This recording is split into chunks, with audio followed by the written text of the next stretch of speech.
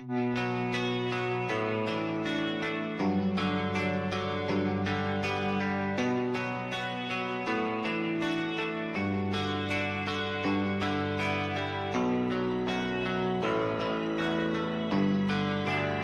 are you feeling? How long have you been here? 3 months, May 17th. And what brought you? That's difficult to answer.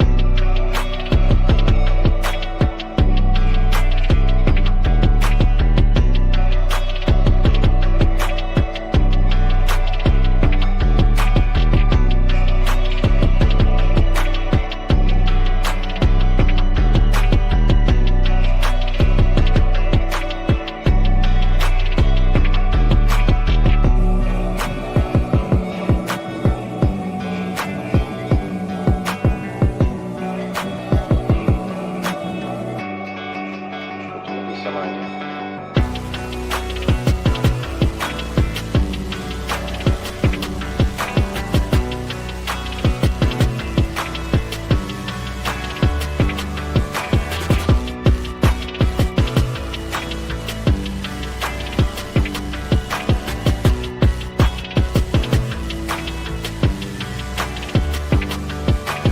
I am not completely like other people.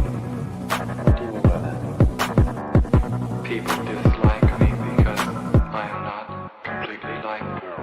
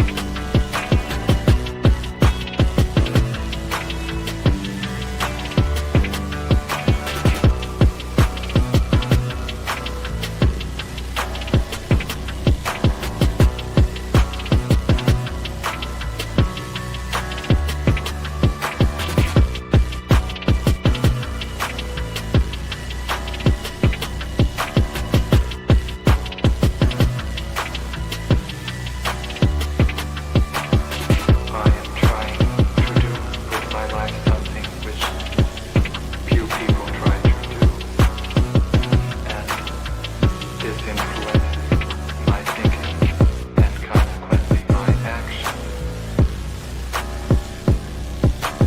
What is it you're trying to do with your life? Play the piano for people. I'm not clear. How is it that playing the piano for people has eventually resulted in your being here in the hospital?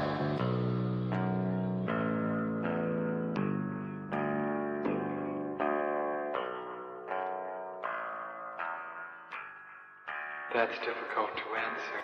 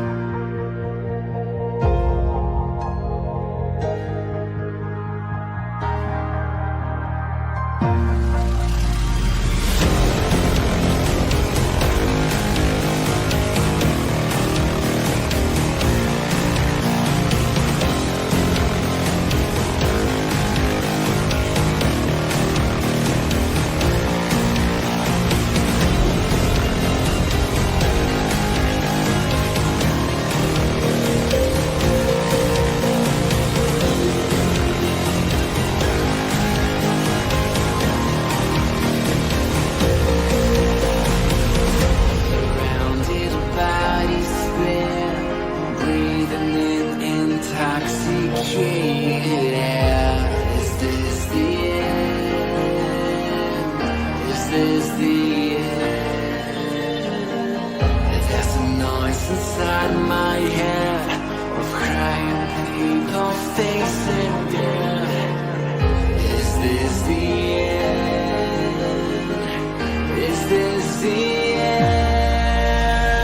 Oh, I'm burning in the dystopia.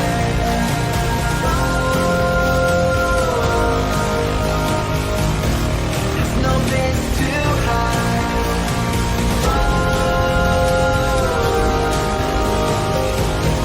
I'm burning in the dystopia.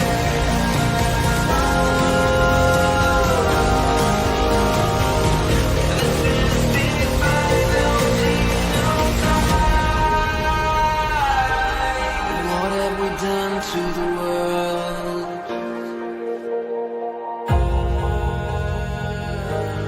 What have we done to the world?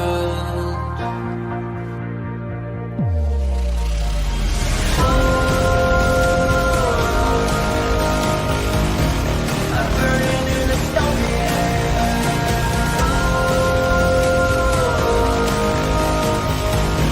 There's no place to hide.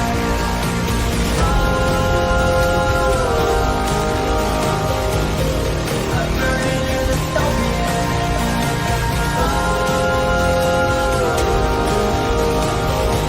This is the final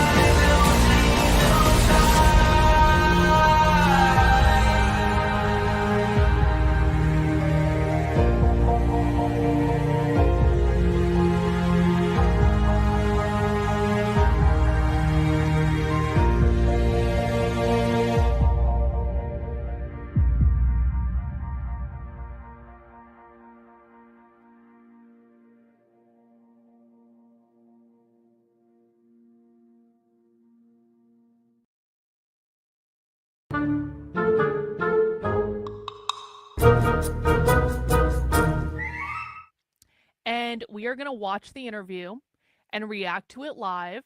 And if some of you want to, and this is not a requirement, I'm just going to sit here and watch and talk about what I think. If some of you want to, you can go over into the chat and ask James questions. Now, I want to be very, very, very, very, very, very clear.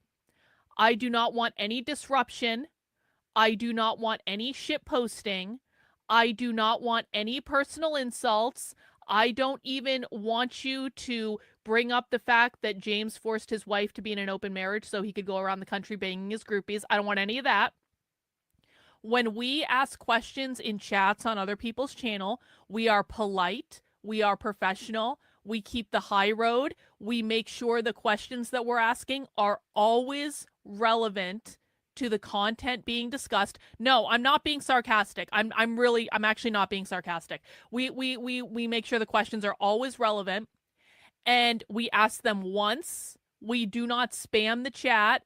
We do not break any of the rules, because here's the thing. James is already trying to get my YouTube channel banned for committing the crime of watching him talk about things on the internet and saying things that he doesn't like.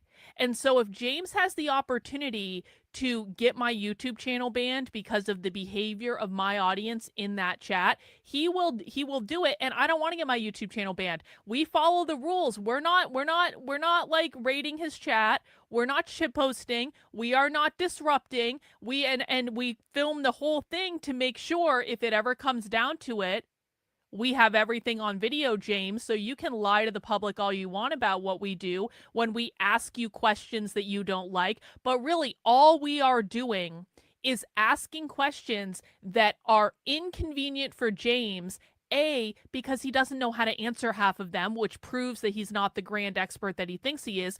B, might actually expose the audience watching the conversation to more information than they would have had otherwise. So if you're going to go over, and I really mean this, guys, if I see people over in that chat that I recognize from my chat and you are disrespecting my wishes, you are representing me over there, okay? If you disrespect my wishes in that chat, then you're going to get banned over here, because I'm not going to have that shit.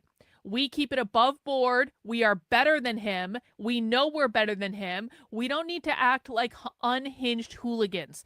A few moments later. So we do have a chat though. I wanted to from Reagan in the Yes! question in the chats here. Speaking of Canada, can you tell us anything about the Revolutionary Communist Party, Yeah, the James, RCP, that has been organizing Yeah. in Canada? do it.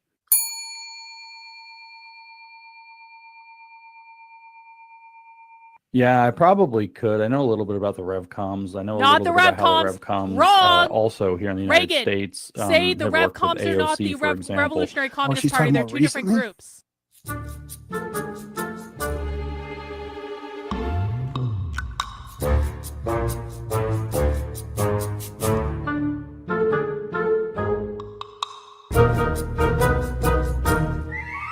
But yes, the Ugh. RevComs are this really strange offshoot of the communists. Wrong. Communists actually themselves don't claim the RevComs. Completely wrong. They say that it's a Reagan, weird cult. the There's an offshoot. I'd have to Revolutionary go back and Communist read Party in Canada is about them not the again to remember what the RevComs. deal They're is two if they don't different agree with groups. each other. But I know who Reagan is, so we got to have a conversation. Reagan is one of my crazy Yes! stalkers, lieutenants. Oh, boy. And so we got to talk about my crazy stalker because this is what they do. Hi. Hi, James. So I have a crazy Make stalker. it all about me, James. Allegedly, she's 500 pounds shut in. I don't know.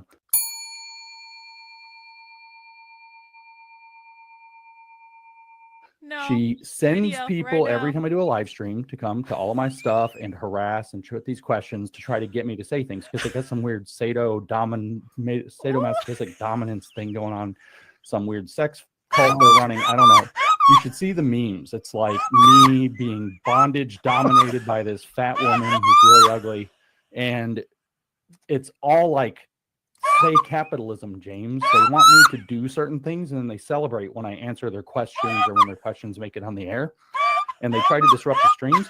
Sorry So about what I that. want to say about them is this problem has gotten big enough to where I talked to law enforcement about them, and law enforcement and they went told digging. you And law nothing. enforcement came back and said, well, these people violate terms of service like this, because what she's doing No. right now is violating terms of service. She's Asking probably you questions co-streaming is your not violating content terms of on her service, channel, which is James. against YouTube terms of service. And she keeps getting Oh. reported for it, but she never gets kicked off. He's going to call me a And fed. so he said, He's I gonna call can't me a explain fed. this for certain, but I'm pretty sure there are very few explanations for why somebody's account would be allowed to It's violate not terms of service so violating much. terms And the of most service to common, ask you most questions, likely asshole. option is that this woman is a confidential informant, aka That a fed. is such Now you say, bullshit. well, who would want a 500-pound shut-in as a fed who does all of this weird shit on the internet and has an obsession? Could you imagine being her FBI Look handler? at how far he's going Like, off about me. He's got to be screaming like, leave James alone. Leave James alone. Oh my God, could you just do something different would- one day? But what this woman has done in the past few months, allegedly under the auspices of getting my attention, has gone full groiper, claims she loves Hitler, claims I that never she's said I loved super Hitler. racist and all of these terrible No, things, uses wrong. the N-word with the hard R, puts out all this pro-Hitler I've done stuff, that Hitler was twice, right, blah, blah, yeah. blah, because she's ingratiating herself to the Groiper group. In the last couple She months, I've went been on a talking to the road trip Groipers with for one of the Groipers. She flew across country. Married woman flies across country to go on a road trip I with this did. alcoholic I loser that goes did. by Siggy Friend. They make it partway across the country. It all falls Siggy apart. mentioned? Why would this happen? Oh wait, she's probably a confidential informant who's trying to get Groipers to go Love to jail, like she Siggy. got Jay Sixers probably to go to jail, who she probably was the first. That's where that probably started. We don't know the This is details. What I just said is all speculative. But Yes, I don't it is answer all questions from the speculative. groups. Okay, good to know. I was wondering why the chat was so full today. Yeah.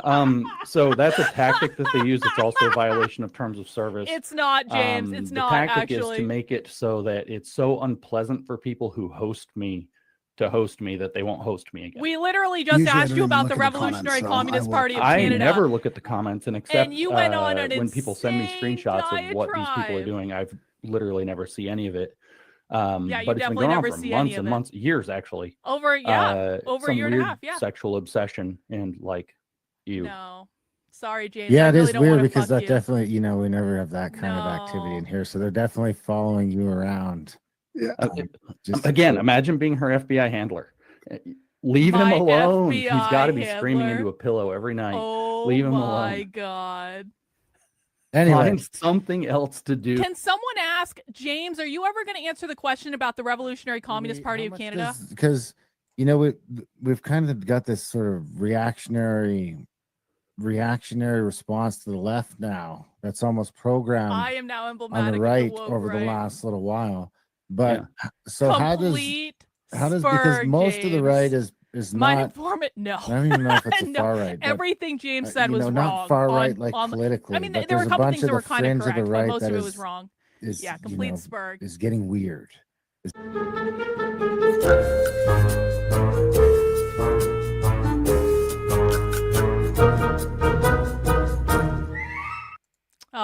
Wasn't that a great little walk down memory lane from yesterday. That happened yesterday. For people who missed it, that happened yesterday. It was amazing. We were James watching for the first time actually in a while.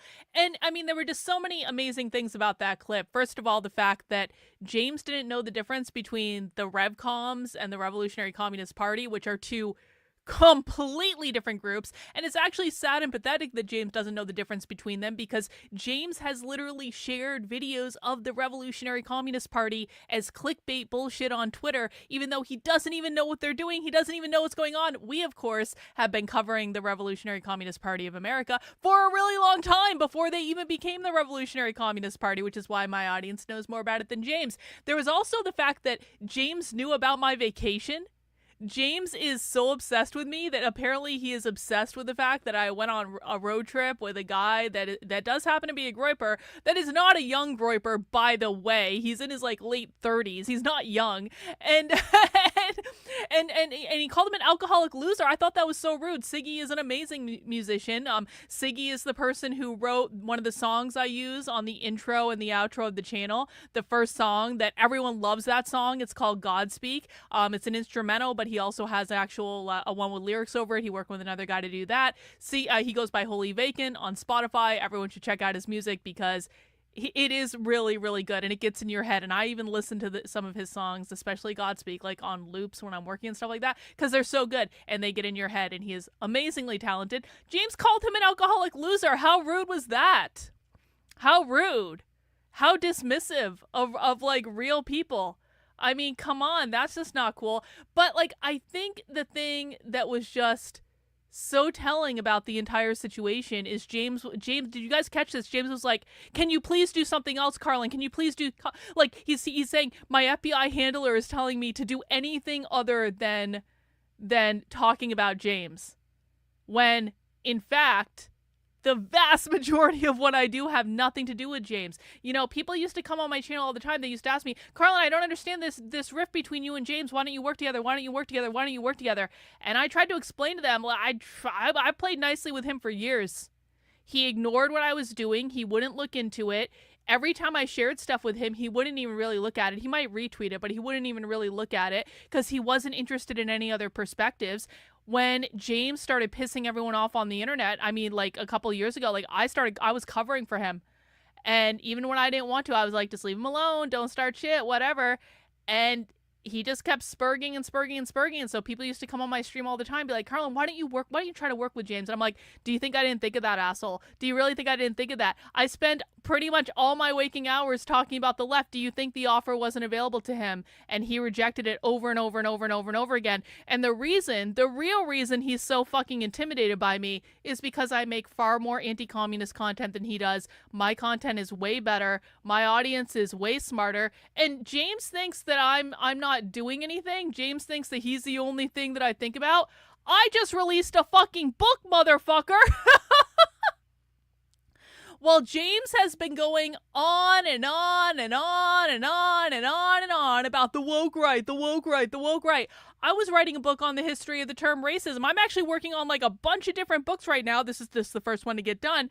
And it is actually technically available for download now for everyone who is a member of the Red Menace Collective. The Red Menace Collective is the group of people that fund my ability to write books, and I'm going to be writing a lot of books this year. And one of the things I do is I post draft chapters as I'm writing them over on this Substack, which is redmenacecollective.substack.com, not to be confused with my other one because it is two different things. And that way people who are funding my work can actually read the draft chapters as I'm writing them. They also get a free digital download when the book is actually completed. And guess what? A Brief History of Racism just got done this week. It is going up on Amazon literally as we speak. It will be available next week on Tuesday for sale. You can pre-order the Kindle copy now. The paperback copy is going to be up for sale very, very soon. So it is actually starting to get up on Amazon. They haven't loaded the paperback copy yet, but it's like this close. It's already been approved and everything, and Amazon just has to do whatever they have to do. But if you want to get your copy of the book now, you can go become a member of the Red Menace Collective at redmenacecollective.substack.com. This is $10 a month, $100 a year, and you fund all of my books. And if you want to read it before anyone else does, head over there. You can pick it up, or you can wait until next week. I'm really, really excited. I got the print copy yesterday. Don't mind this banner through it. All it says is not for sale because this is a proofing copy. So maybe I might autograph this and auction it off. But I'm really, really excited about this book. James thinks I'm not doing anything. I wrote a book in a month, motherfucker. And I've got more plans now, and I'm going to share those plans when I'm ready to share those plans. But it's a really quick read. It's only about 20,000 words, and this book covers the origin and the evolution of the term racism, and it goes all the way from 1900 all the way up through present day. So it was a fascinating project to write. It was a fascinating project to research. You really like looking at the evolution of the definition of the word really puts things in a whole lot of perspective. So you can get that right now over on redmenacecollective.substack.com, or you can pre-order your copy on Amazon. And it's really not though, because the print, look, NanoPie, look. It's got nice big print with lines, with this is like if you wrote a term paper and you wanted it to be more pages, you would do what I did. I made the font just a touch bigger, and I made sure there was spacing between the lines. I like taking notes in books. So I made sure when I was, because I'm publishing this book myself, I made sure there was plenty of places for people to take notes because I like writing in books. And I really like the size of it. It fits right into a purse if you want to do that sort of thing. So James thinks I haven't been doing anything. Bullshit, mother effer. Bullshit. I've been working hard. In fact, I've already started working on the next set of books. Okay, of course we have the re-education book, which I'm still plugging away on, but now I have a plan. Because I have another thing that I've been doing is I actually have spent the last day and a half getting over 300 things loaded in this Discord that is going to become an archive for all of the queer Marxist propaganda. Because one of the books I want to write is about actually it's gonna end up being several books. I'm gonna tell you that right now. So I'm not forgetting about the re-education book. I just need to put that over here for a second, because here's the deal. The re-education book has a whole section about queer. Okay, I already have a bunch of stuff written about queer that I haven't published yet, but I want to do at least 2, possibly 3 books about the evolution of queer Marxism. I have 3 in mind right now.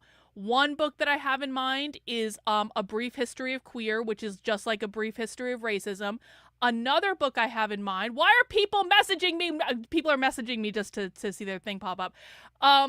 Another book I have in mind is basically an overview of queer Marxism from like an anti-communist perspective.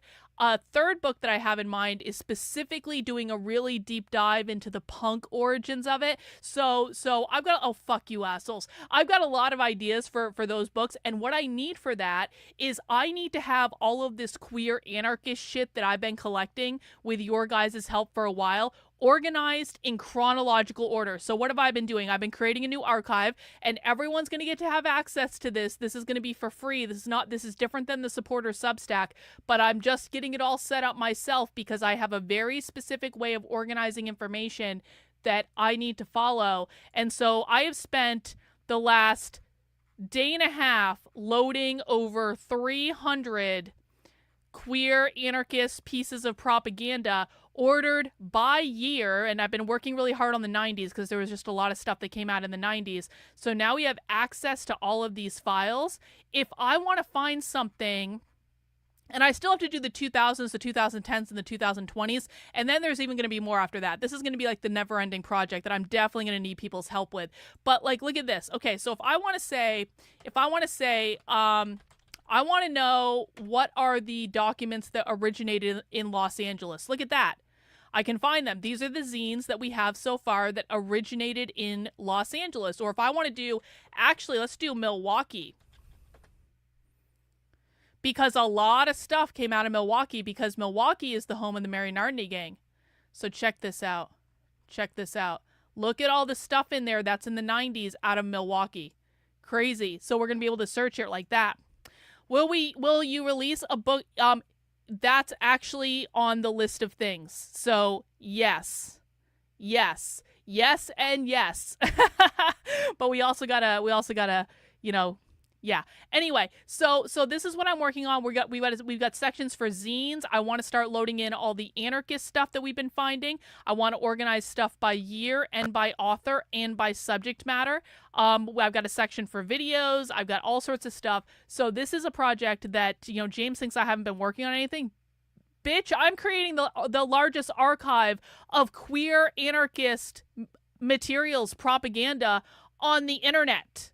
You think I'm obsessed with you, James? No, this is what I'm obsessed with right here, doing this shit. And I got to tell you guys, I actually found, check this out. Is this it?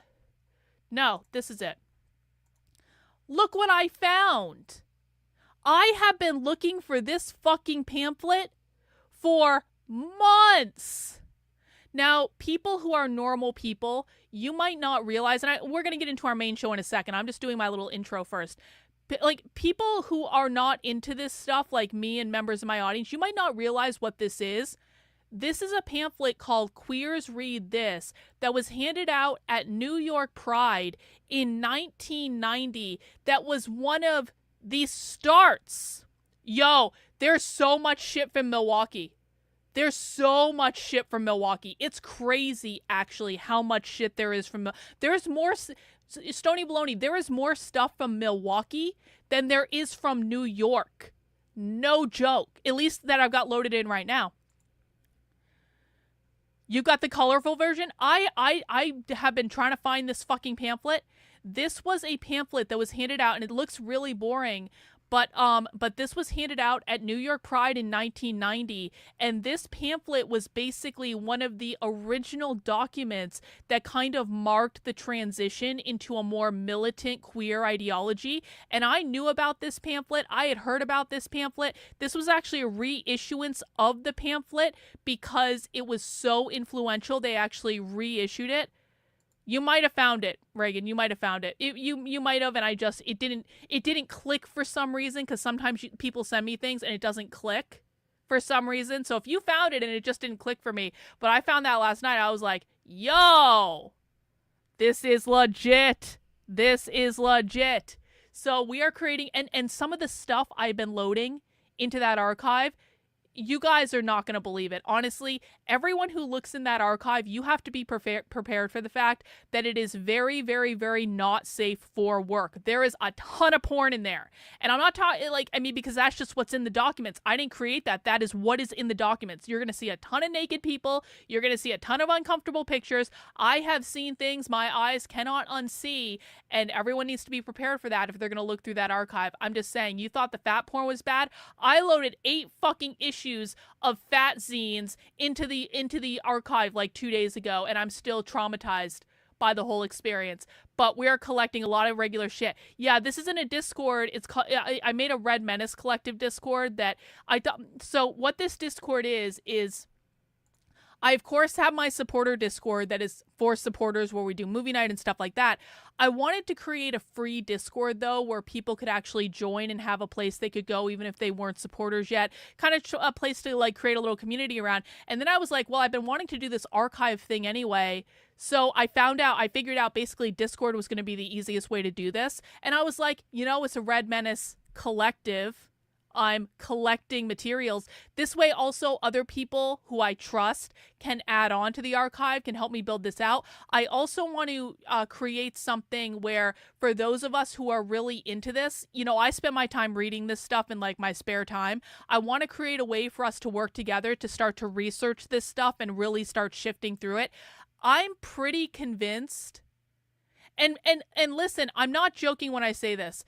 I am I think that I'm the only person in the country that's researching queer ideology from an anti-communist perspective in a serious way.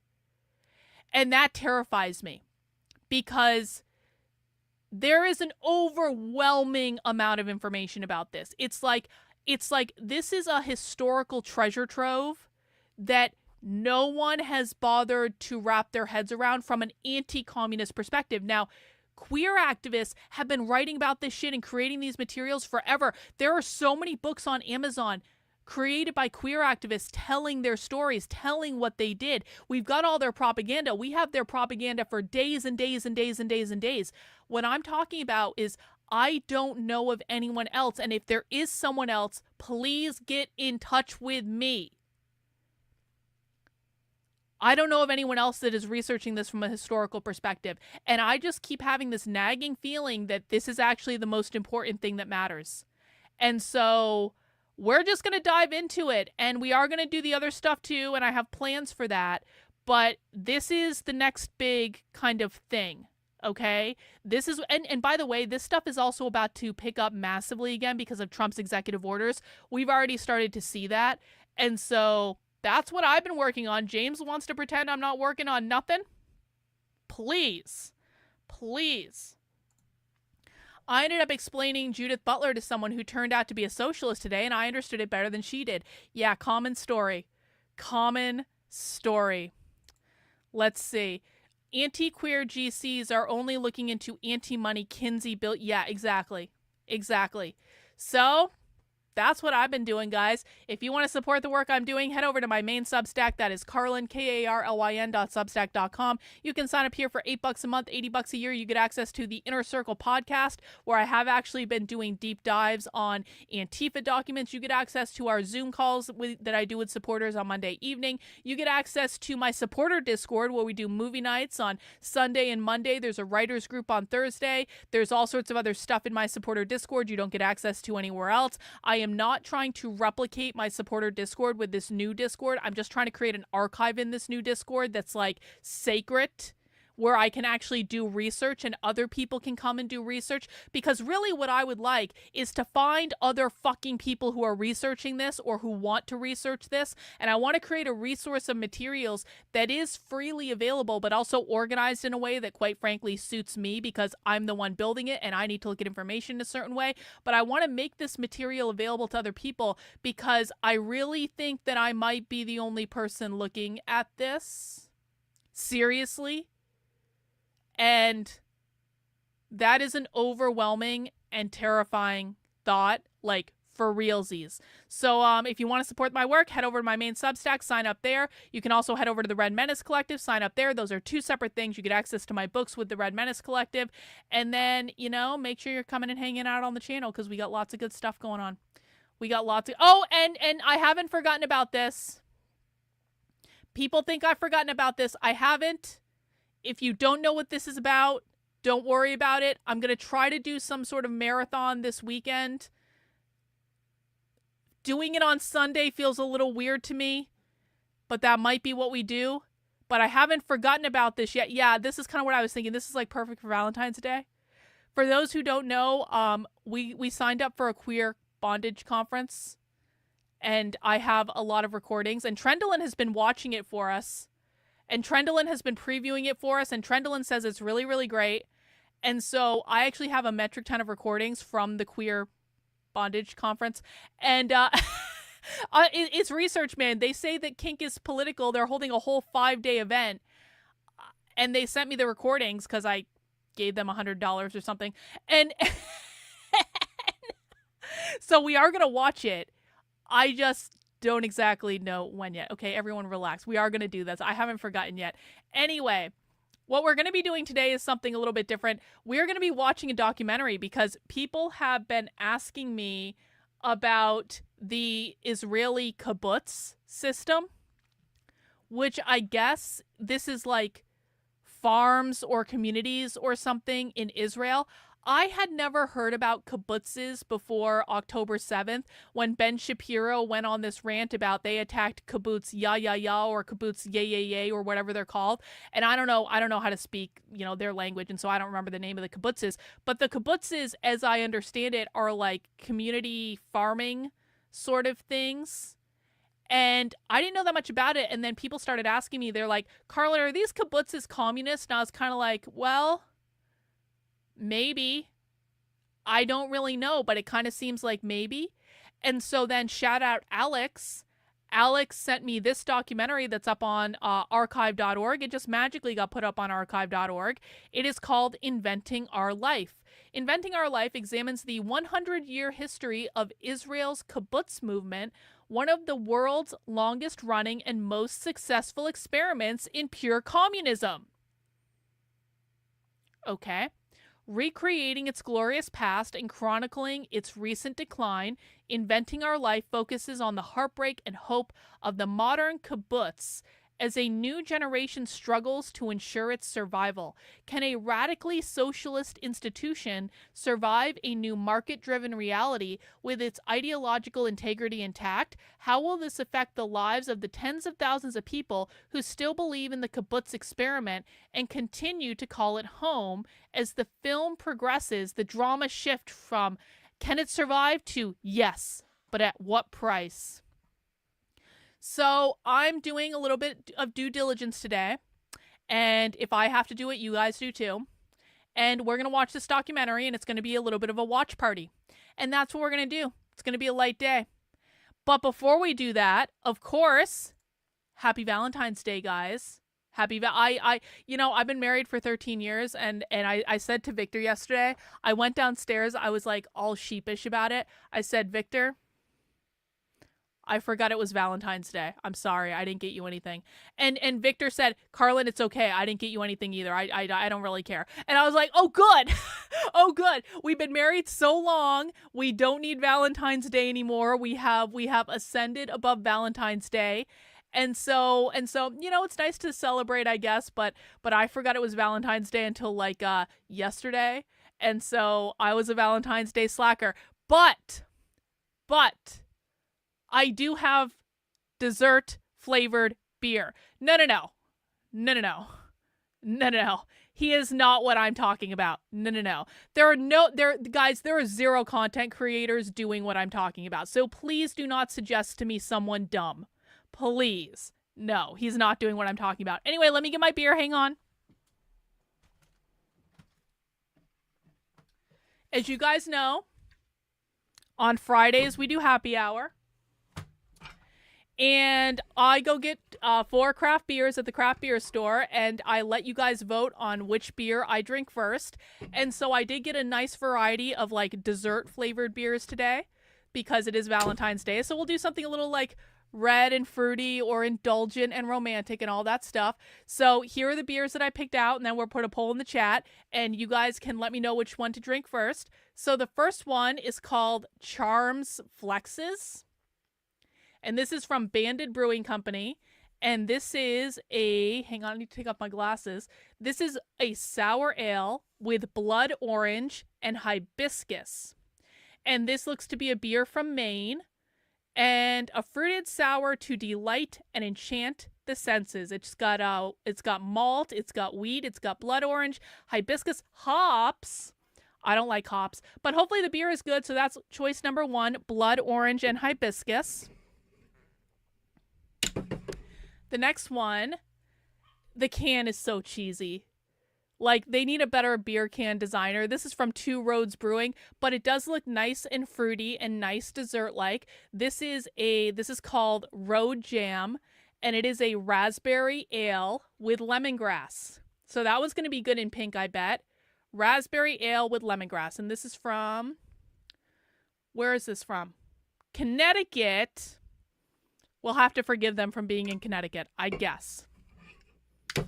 Beer number 3 is a little bit of a dessert beer, and I'm actually really excited about this one.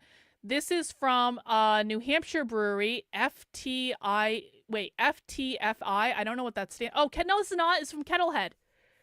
Duh me, Kettlehead.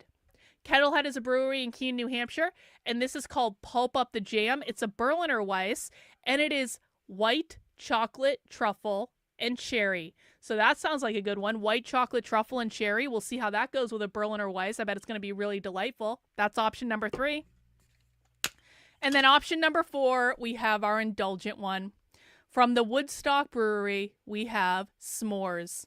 And this is an imperial stout with mushroom flavor. Stay warm on those long, dark nights with thoughts of the roaring campfire brewed with Belgian dark candy syrup, roasted marshmallows, and an array of malts that bring the graham cracker flavor. That is a s'mores flavored beer. So these are our options. Again, we've got blood orange and hibiscus. We've got raspberry and lemongrass. We've got white chocolate and cherry. And then we've got s'mores. So let me know which one you would like me to drink first in the chat. Of course, I will not be drinking all 4 beers because that would be insane. But I will drink at least one of them while we are watching our movie. I want to wish everyone a happy Friday. Hope you guys are doing well. If you don't have some Valentine's Day plans, you can hang out here with us. That's all cool. That's all good. Let me just set up my screen the way I want it as you guys are voting. There we go. There we go. Oh, no. We only drink 1, maybe 2 at a maximum. No. I'm not insane. Come on. All right, last chance to vote. 10, 9, 8, 7, 6, 5, 4, 3, 2, 1. White chocolate and cherry won. I'm actually rather surprised by that. I wasn't expecting that to be our winner. All right, let's pour it. You guys voted for the New Hampshire beer. That's usually a good option. We had a good representation of New England. We had New Hampshire, Vermont, Maine, and Connecticut. I consider Vermont to be in New England, even if it technically isn't. All right, look how pretty. If you guys are drinking something fun, let us know in the chat. Cheers, everyone. Happy Valentine's Day.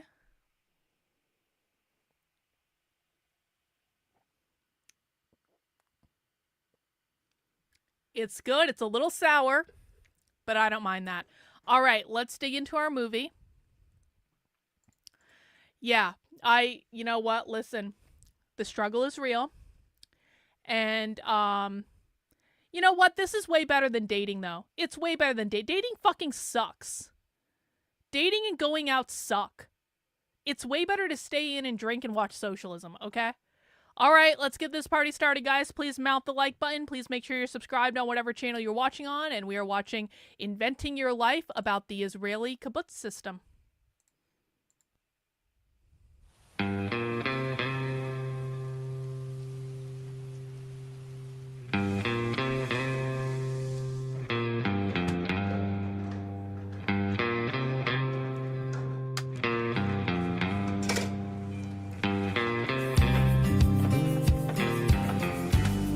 A century ago, young men and women began leaving their homes and families behind in Eastern Europe to found small farming communes in Palestine.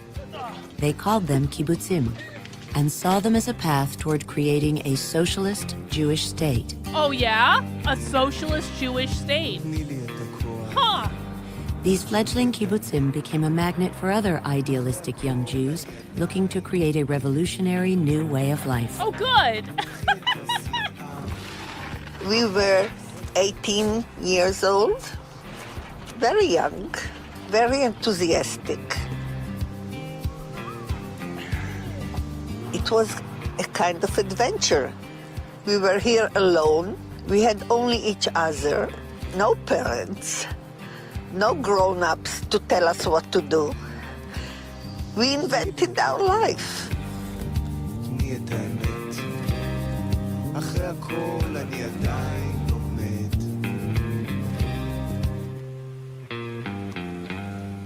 I got new slime I'm opening too. אני מפחד. אני מפחד כשאני שומע אנשים ששואלים אותך, אתה עדיין בקיבוץ? מה, זה עדיין קיים? יש אנשים שחיים עוד בקיבוץ? הקיבוץ שלך מופרט? זה שאלות שנורא מרגיזות אותי, כי אני חושב שהקיבוץ הוא סמל ישראלי.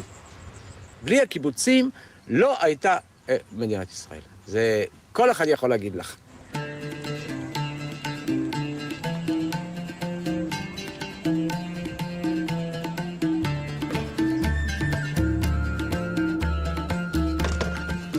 אוקיי, בואי, חמודה, קחי את האופניים שלך. When you live in a kibbutz, you can just go around on your bike and you don't have a key in your pocket and you don't have a wallet in your bag.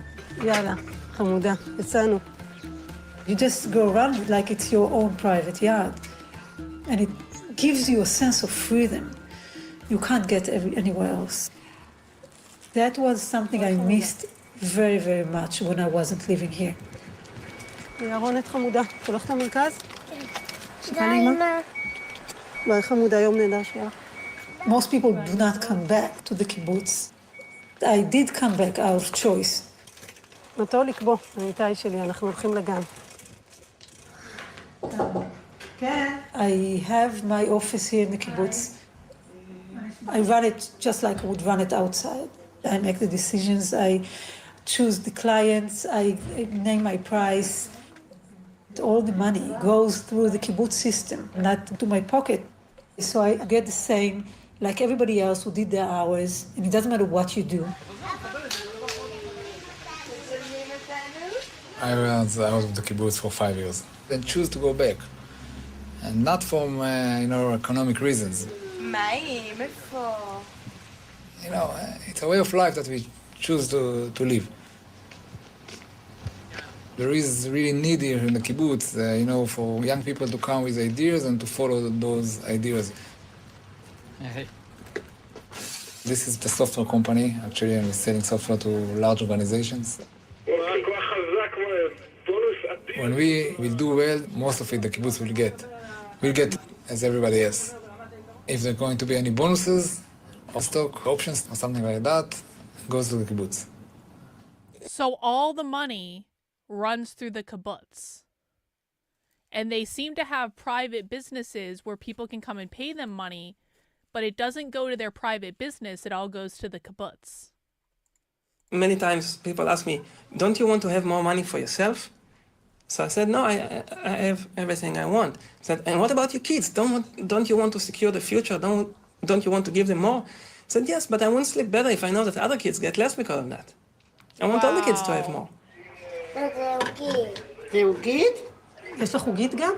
אתה רוצה עוגית? I want the kibbutz to stay pretty much the same as it is now. I don't want big changes. ביי ביי לסבתא. ביי ביי. I won't like to live here when it will be just like any other place in Israel. הולכים לראות טרקטורים במוסך? אני הבן הראשון של עין שמר. לי יש 5 ילדים. לי אין אף ילד בקיבוץ.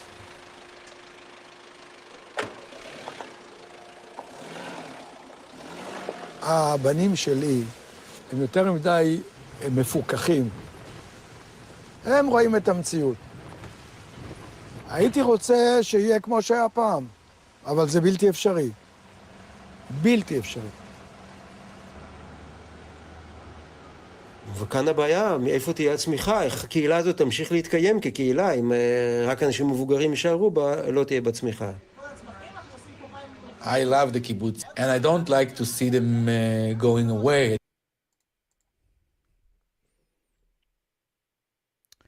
We have been watching this documentary for 5 minutes.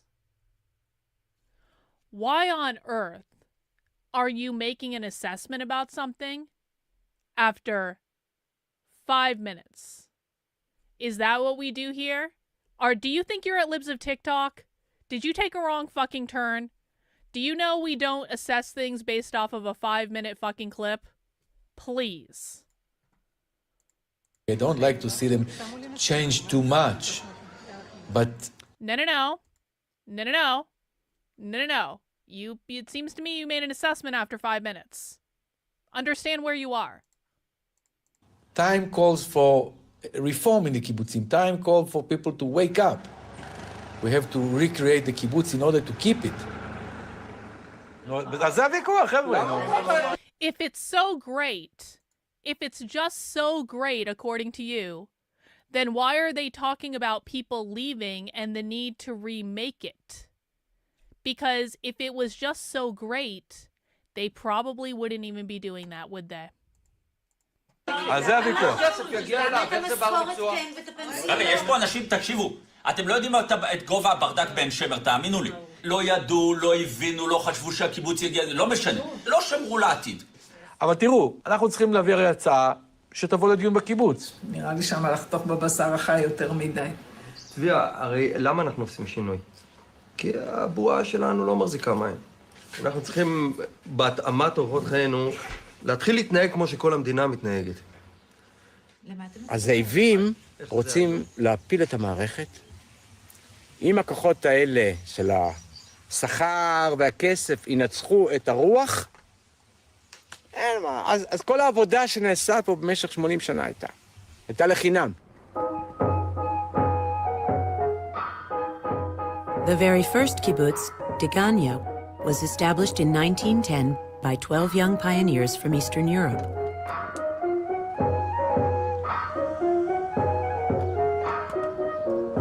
My parents were two of 12 people that came to Degania nearly 100 years ago. My mother was 16 when she left Russia. She left in a night through the window. She said to me, my father set shiva on me, and I was dead in a family. And she said, but I did what I want because I belong to a group of young people that want to go to Palestine. They wanted to go to Palestine. Isn't it interesting that it seemed like Palestine was a real place when this documentary got made, and now we literally see people arguing on the internet that Palestine isn't actually even a real place, but it kind of seemed to me that the Jews in this video wanted to go to Palestine, so it must have been a real place.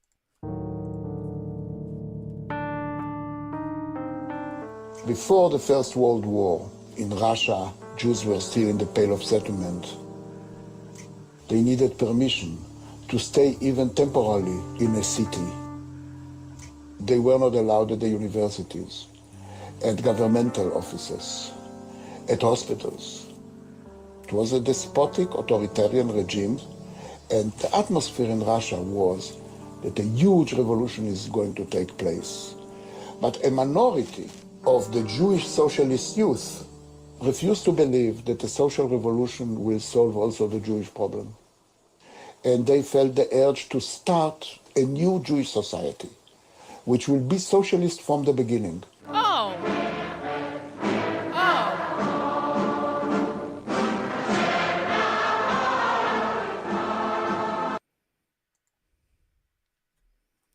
They wanted to start a new Jewish society that would be socialist from the beginning. 1923.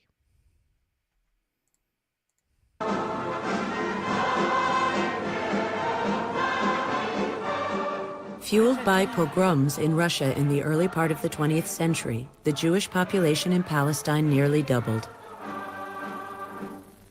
The kibbutz was invented as a solution to a practical problem. There was no work in Palestine. In 1909 and 1910, more pioneers left the country than the number of pioneers that arrived. If they couldn't find bread for themselves or didn't have the hope of raising a family, they left. Zionist organizations had already begun purchasing tracts of land from Arab landowners for Jewish settlement in Palestine.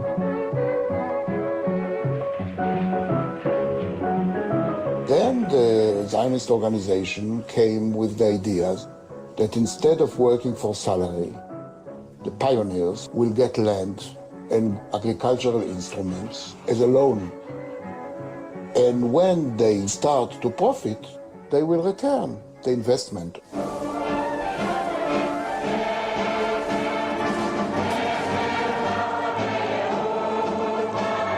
The traditional Zionist socialists that came from the diaspora, people like Ben-Gurion, opposed the kibbutz movement. Because if the nation will give land to the workers, they will be also estate owners. Even as a cooperative, they will become middle class. He believed it would establish a petit bourgeois mentality, and Zionism must be revolutionary. What persuaded them to agree was simply the realization that if a solution is not found for the maintenance of those pioneers, the country will become void, emptied of this youth, this wonderful youth, that were ready to do a revolution.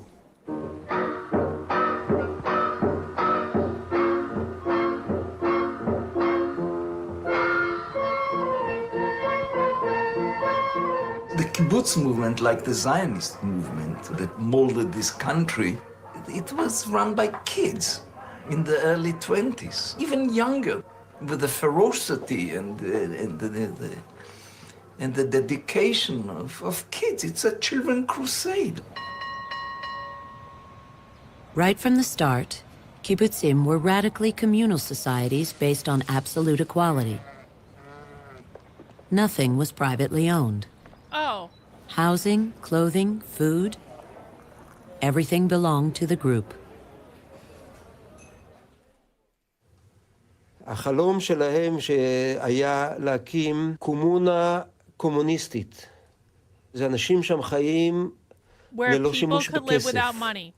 Where people come on the stream all the time and they ask, well, Carlin, who do the communists think are going to pay for everything? What did it just say? החלום שלהם שהיה להקים קומונה קומוניסטית. זה אנשים שם... Where people could live without money. The communist utopia does not have money. It does not have banks. So, for people who think, like, who's going to pay for all that? You need to radically restructure the concept of what you think communism is. Because, and listen, this is not just the kibbutz thing. We hear communists talk about eliminating money.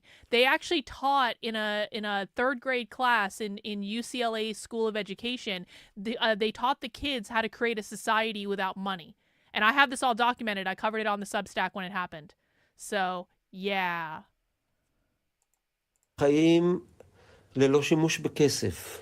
הם נותנים את כל מה שיש להם בשביל הקומונה, והקומונה דואגת לצרכים שלהם. You know, when I was a member of the kibbutzim, a kibbutznik couldn't get radio as a gift from his parents. Then they started allowing radio as gift. But the radio would belong to the kibbutz and it would move from one apartment to another. When my parents... So you couldn't get a radio... So I wonder if my friend whose name I can't pronounce, do you still think this sounds good? Because you aren't even going to be able to own a radio in this society. You don't, forget the whole, you don't own your home, you don't own your land, you don't own anything. You aren't going to be able to own a fucking radio. And this is why we listen to more than the first 5 fucking minutes. Came for the first time on kibbutz, they were amazed to find out that couples were not encouraged to hold hands when they enter the mess hall. The energy, the libido was supposed to be channeled towards the kibbutz, towards the society. And they eat in a mess hall. The eating is communal, just like the socialists want to do. Not toward each other, and of course not toward the family.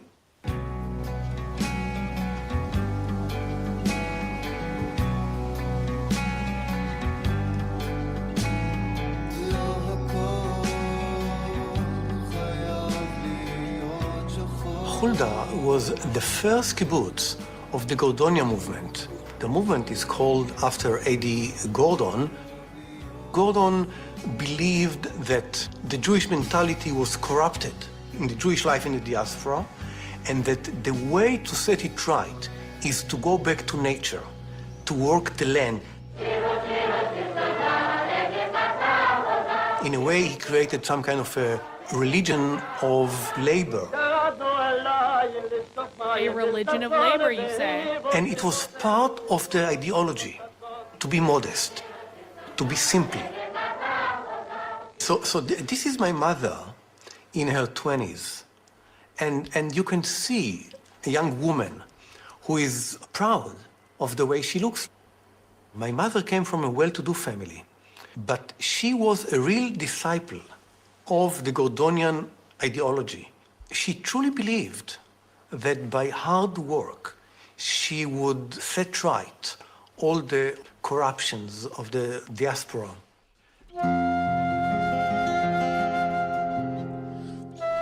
The most revolutionary aspect of the kibbutz experiment was the decision to raise children collectively. Oh, yeah? Oh, yeah? The children all belong to to everyone else? The children were raised collectively? You don't say. Wow.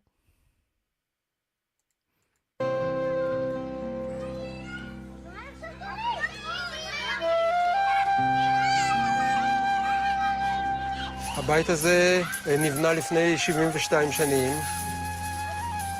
רוב ילדי הקיבוץ מהדור שלי גדלו בו וגם אני. ורוב החינוך שלנו ורוב שעות הפעילות שלנו היו בבית הזה. האנשים המרכזיים בחיינו היו בעיקר המטפלות שעבדו איתנו.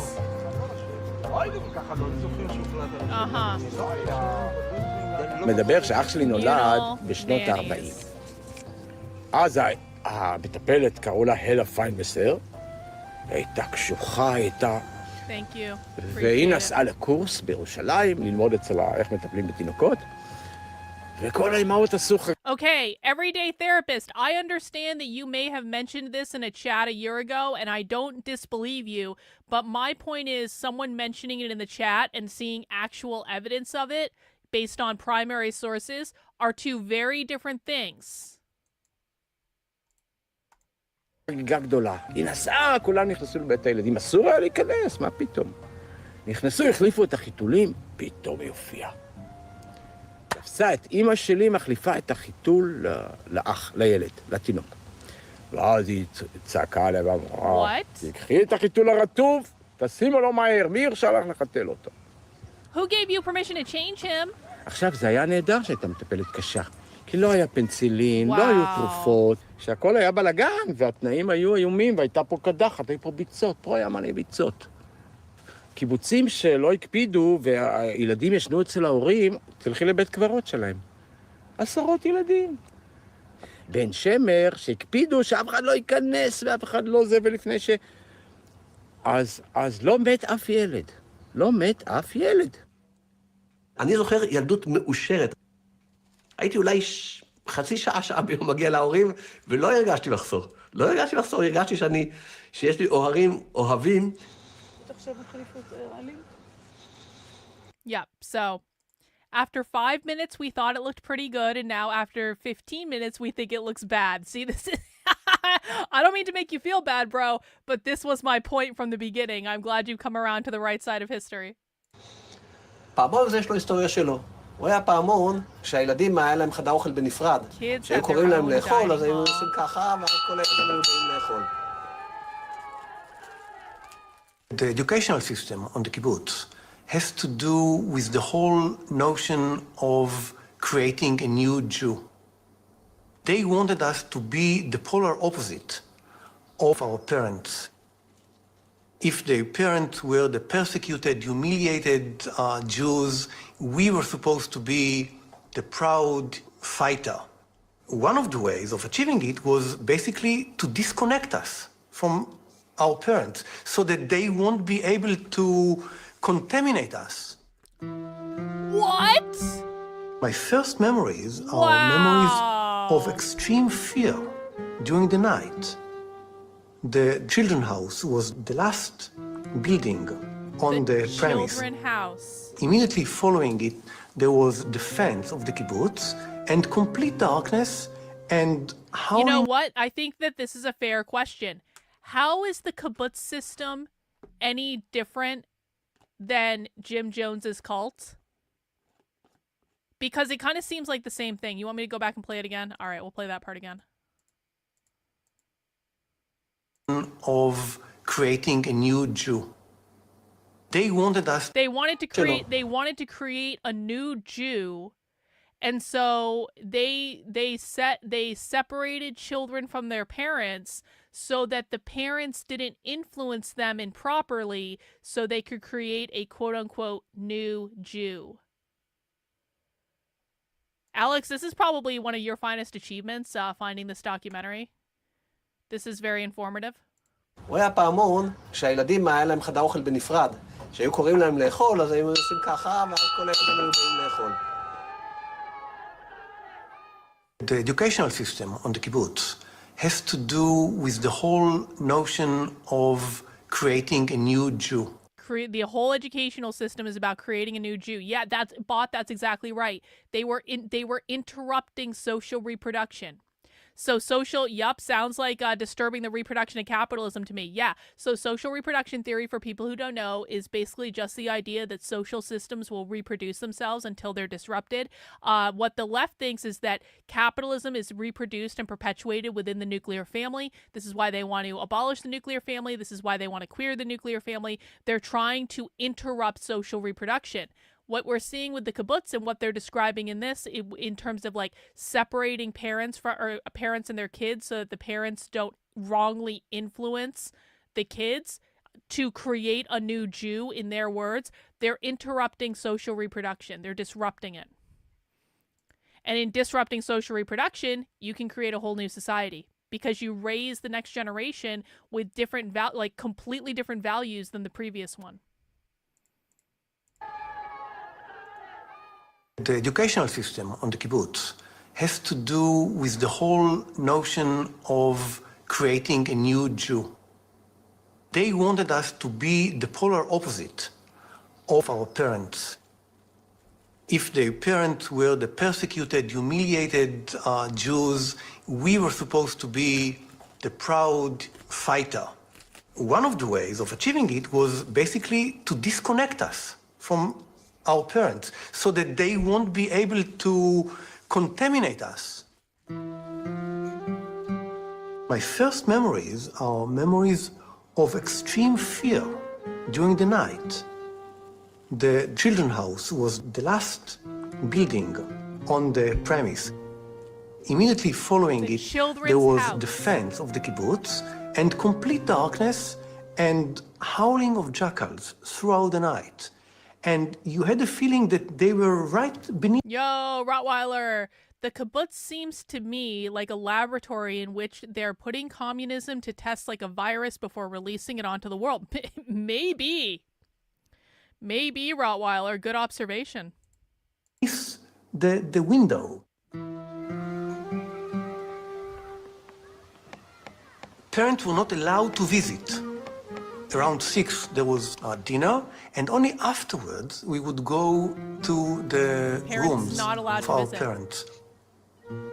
My mother, she would come home only around 7, and at 7:30 she would take me back to the children's house. I think, in hindsight, that actually it could have been easier for me not to meet her for half an hour, because it just created some kind of a craving. It created the sense that there is something that you are constantly denied.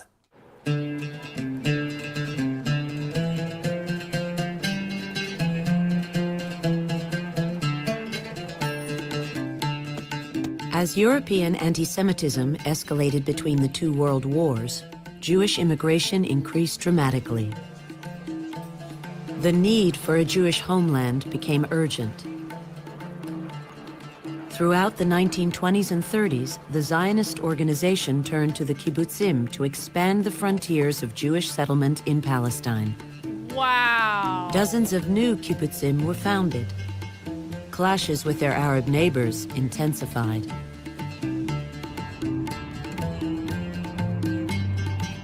This is like if some sort of weird hippie commune just like, I'm trying to think of a good example.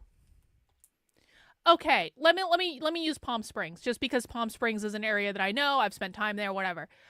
So Palm Springs is surrounded by desert. It's surrounded by desert that's like abandoned, okay?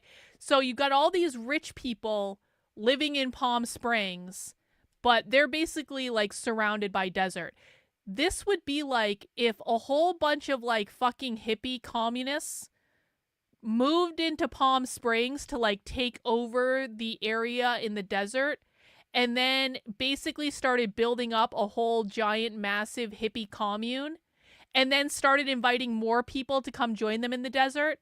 And I'm making a really bad analogy, but I'm just trying to think, like, how would that and then they started to get in fights with the local population because the residents of the old gay residents of Palm Springs who just want to like drink a mimosa at 2 p.m. for happy hour or something like that and hang out at the bar all day. They're like, what the fuck, guys? You're kind of like you're kind of like taking over our stuff here. We don't want a bunch of dirty hippie communists around. We just want to be able to hang out and be fabulous old gay men in Palm Springs, all right?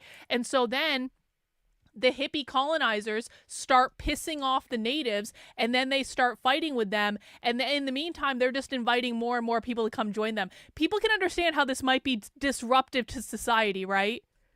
Like, I get it's like one of those things, man, where like you are actually the problem in this situation. You are, yeah, this is like this is actually probably a better analogy. This is like Californians moving to Idaho. That is what this is. It is Californians moving to Idaho.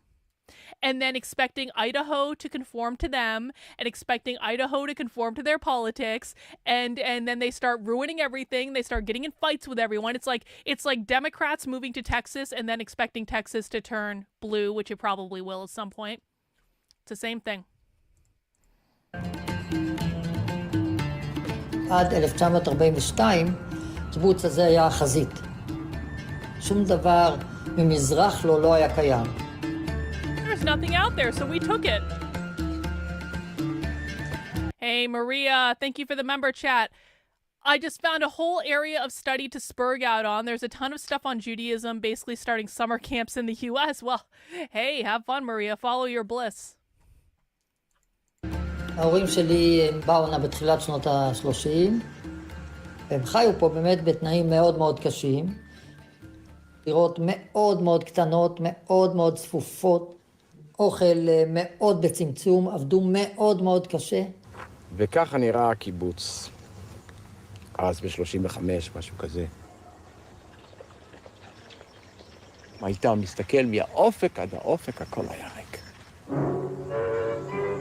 רק כשאני נולדתי בערך מצאו את המים, ואז המקום התחיל להפוך ירוק.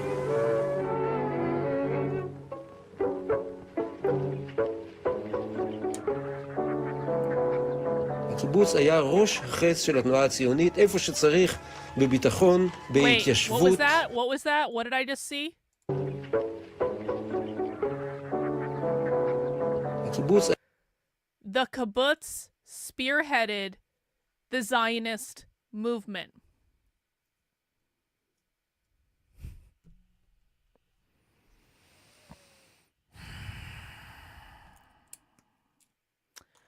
We have been so fucking played. We have been so fucking played. This documentary came out in 2010. Thank you, Alex. We have been so fucking played. God. And you know who did it? Christians. Christian dispensationalists. We've been played hard. Yeah, I feel betrayed too. Yeah, I have all sorts of feelings. Yeah. I told Adam, you're talking about Adam Green, right? I told Adam very clearly in a phone call like a month ago that he is welcome anytime. I told him that very, very clearly. It was not clear to me that he wanted to come back on, but I fucking called him. We had a conversation because he was being uppity And I was like, bro, I've got no issue with you. My problem is not with you. And he seemed to understand that on some level, but he is well aware that if he wants to come on, he can come on. I like Adam, but I'm not going to play this fucking game where he's going to be upset that I'm talking to the Groypers and he's not going to talk because of it. So it's his choice. He is welcome to come on. I know the Groypers wouldn't like it, but they need to chill the fuck out too. I don't want to choose. I never said I wanted to choose. So if you want Adam to come on, tell him. היה ראש החץ של התנועה הציונית, איפה שצריך, בביטחון, בהתיישבות, בחקלאות, עשה את זה בצורה כמעט הכי טובה שיש. They prepared the infrastructure for the borders of Israel, for the military force of Israel, for the immigration of survivors of the Holocaust, for Hebrew literature, journalism, for parliamentary life, for everything. We don't know if the state would be established if they didn't exist. What have I done to hammer it home for you? Let me know. I'm honestly curious. Thank you for telling me that. It's as simple as that.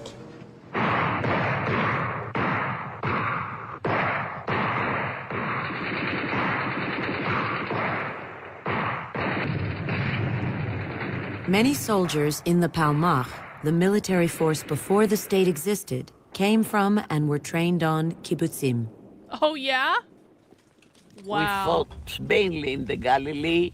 I thought communists didn't have guns. In the road to Jerusalem, then That's we went new. to the Negev, so we really fought in all the battles of Israel. 16 of our members were killed, and we decided that when we'll establish our kibbutz, we want to have it on the Galilee as a memorial for them. On May 14th, 1948, the new government headed by David Ben-Gurion is installed in Tel Aviv. Oh. Thus, for the first time since the Roman legion destroyed Jerusalem in the year 70 AD, the Jewish people have a nation of their own. And now suddenly all this energy burst out. Everyone wanted very much to do something that is important for establishing this new country.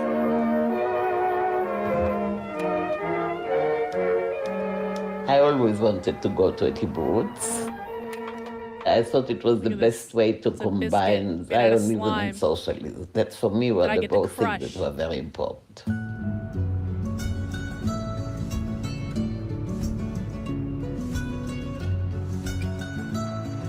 I'm going to crush the biscuit into this slime and it's going to be glorious.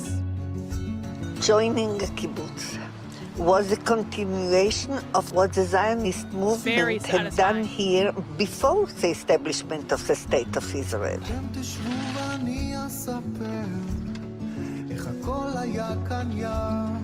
When we came here, there was no trees here.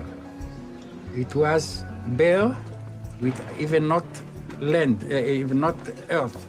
It was rocky. We brought with trucks earth to cover that something will grow.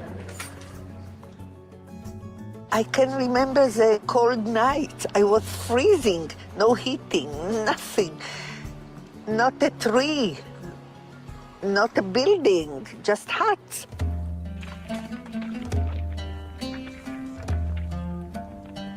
I knew nothing about work. I was spoiled, and I was not the only one. Most of us were coming out of high school. לא היה ניסיון בכלום.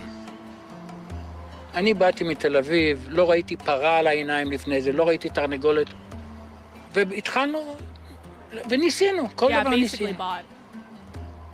Now, suddenly, you are measured to see if you can pick the grapes in a terribly hot, sunny day, or you give up and go home. Very this satisfying. Is what will give you status, not your intellect, not your achievements. Let's see. you are willing to watch documentaries like this and expose the underpinnings of what they say through academic research, you connect the dots in a way that makes sense. Hey, like, I really appreciate that. Thanks for sticking around. All right, Melody, see you later.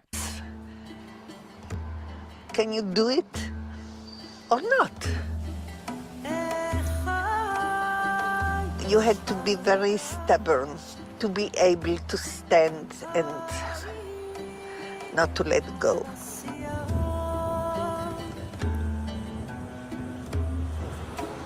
Not far from Kibbutz Baram, and established in the same year, is Kibbutz Sasa. They were among a number of kibbutzim founded on land won by Israel during its War of Independence. Oh, yeah? Sasa was the first all-American kibbutz. So they took the land and they made a kibbutz. Got it. I grew up in Chicago on the west side. The west side, that was the Jewish neighborhood. When I was a kid, somehow I walked into a Shomer Tzair with a few other boys from the streets. Now, Shomer Tzair, the ultimate goal was to come to Israel. We were fired by the idea of the existence of a Jewish state, and we wanted to be part of building a kibbutz, which would be a life of equality and trust and This respect is the People's Temple. This is people. Jim Jones. They said the same thing. They did a training camp to train them for communism. During World War II, all the boys were in the army, and the girls were at the farm in New Jersey, and we got agricultural training. Slowly, the boys came back from the army, and they joined us. From Cleveland and from Detroit and from California, from Chicago and from New York, they would all get together at the training camp to find out what a kibbutz was like and live the kind of life. And of course, it was far-fetched. It wasn't anything like a kibbutz, but we didn't know at the time. All of these stories of the Holocaust were coming out. This had a tremendous impact on all of us. With all of the options, why not Palestine? Go and build a country, do something that is meaningful. Why not just go to Palestine and take the land? Why not? Why? The What first could day possibly we go came wrong? here, they came from the newspapers, the baby Americans coming to Israel. It was very cold. We said, this is close to Chicago weather. We were fascinated by the beauty of the mountains, and we never thought about we might have to make a living here. We were asked to settle this village which had been abandoned during the War of Independence. This was an Arab village. We had qualms. We had serious qualms about coming to an abandoned village where people's lives had been uprooted. We walked into homes where people had fled. There was a cradle. There was a children's notebook. There were sandals. This was very difficult, but we took it.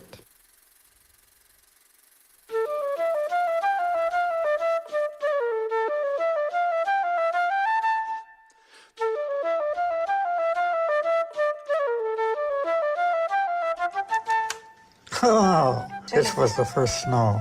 שהסקי הבאתם עד מארצות הברית. כן. This is Ima, and she was a student in Boston. ואמרו שהיא הייתה הבחורה הכי יפה בגרעין. אני חושב שכן. The first day we saw the place. It had been all covered with snow, so we didn't see all the rocks underneath. And so we decided we would get meat cattle we felt we'd be able to make a living with. Sometimes we did, and sometimes we lost money. There was no electricity and no running water and no sanitation, and sometimes no food. We used to go to Tzfat to buy bread and carry the bread home. That's 18 kilometers. And then, of course, sometimes if they got caught in a rainstorm, there were no bread. For me, the first years here were really the most fascinating thing I had ever done in my life. It was fascinating from a romantic point of view, and from actually the action of the day today. It was different than anything we'd been part of in the past. We were living here in a new country, and it was building a new society. When the children were born, I had a little difficulty adjusting to the children's house where the kids lived. The children's house where the kids lived. I was very upset, and I thought that I might want to leave. אותי בתור ילדה, אני לא זוכרת שרציתי לישון אצל ההורים. וואו! אני זוכרת את המגרש משחקים בחוץ, שזה היה חול, והיה כל מיני משחקים לעשות. אני זוכרת את ההרגשה של קבוצה של ילדים. היינו ילדי טבע, טיילנו המון. אני חושבת שהכרתי את כל הוודיות והערים פה, סביב סאסא. הילדות שלנו הייתה מלאת יופי. שהיית רץ בשדות, והיית הולך לרפת ולצאן. למדנו שיטות נפלאות, לימוד, היה תענוג. אפשר רק לקנא, זה גן עדן. There were some times that for me it was hell. For me it was hell. We lived to a large extent without adult control. Think about Lord of the Flies. Sometimes it was very cruel. I was more sensitive. And if you were a little bit outside of the norm, you were miserable. I think I don't like my childhood so very much. This kind of sleeping with all the other kids, it was too noisy for me and too physical. I always preferred to crawl, you know, in the night and to sleep with my parents. I still remember the joy of the other kids. I didn't participate in this. I was very individualistic and quiet, and I was an individual. I didn't fit in. Wow. I wanted to go to the university, and I had to come to the committee of education in the kibbutz and said I wanted to study philosophy. And they said, philosophy? We don't need philosophy. Could you choose something else? And I said, no, I prefer philosophy. And they said, okay, but take sociology also. I started publishing my poems when I was in high school. Couldn't even study what they wanted to study. And it made me even more lonely. I mean, it was very clear to me that all I wanted to do was to write poetry. So I was very determined to leave. I felt something suffocating there. I was not strong enough. Kibbutz life invites strong people, assertive enough to retain their individualistic kind of self-understanding, and yet to participate and to care for other people and to live this beautiful life. It's very hard to live beautifully. It was a very tough existence. But on the other hand, there were wonderful moments. You know, weddings and dancing and the singing around the campfire. It was such an intense experience where your ego completely melted and became part of the ego of the whole group. Since I left the kibbutz, I cannot sing in any other occasion because it looks like a pale echo of the real thing. I cannot dance because, you know, I mean, what is it, you know, in comparison to these intense, almost religious experience? And there was the general feeling that we were unique. We were unique, we were special. We were the choicest fruits of the Israeli society.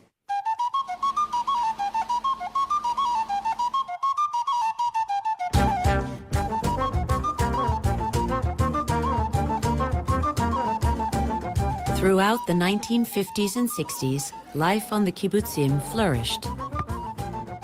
But the kibbutz movement, even at its peak, was only about 5% of Israel's population. I am a happy man because all my life I was living in a communal community.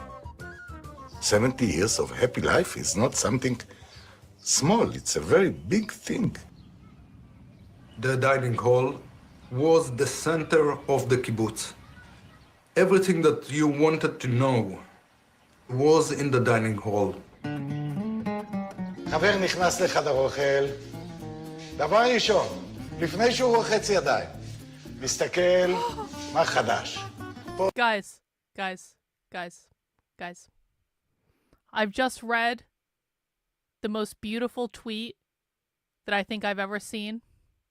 We need to take a moment to savor this. Okay, you guys ready?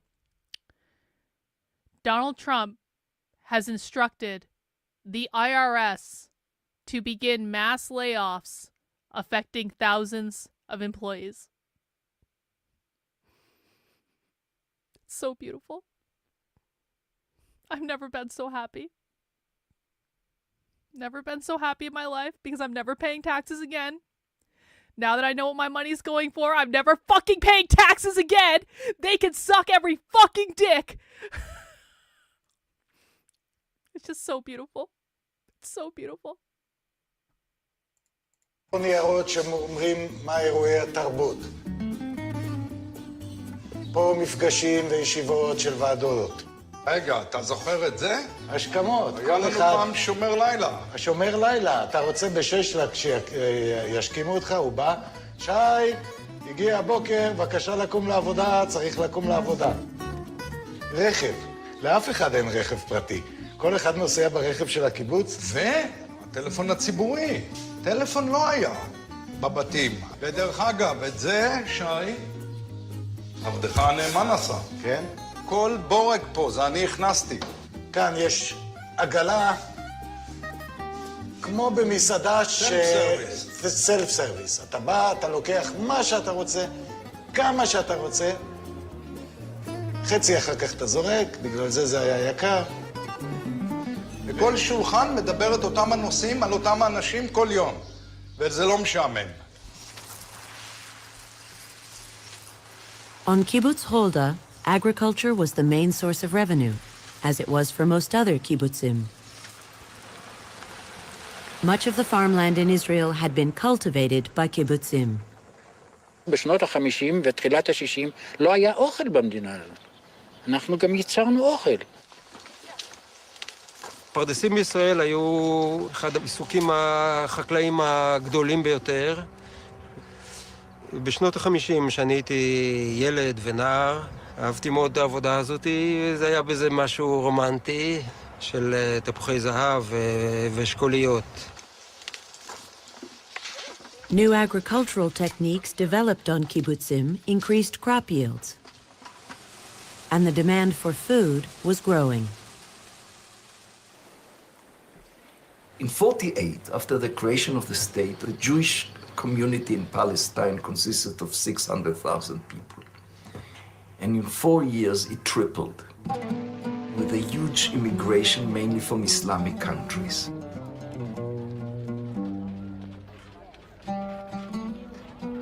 People who were very far away from the kibbutz movement, ideology, mentality, you name it.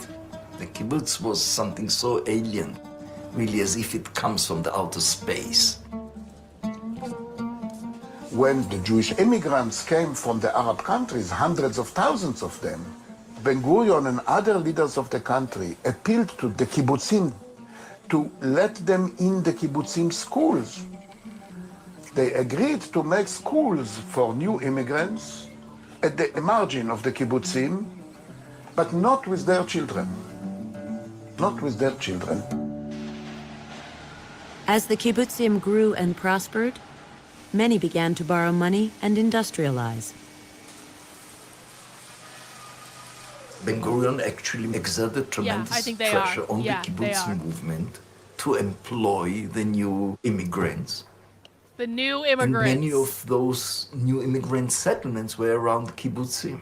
The new immigrants. Instead of opening up and trying to do something about this wave of immigration and find it as a source of invigoration, it became... So let's review. Let's review. The Jews used to live somewhere else.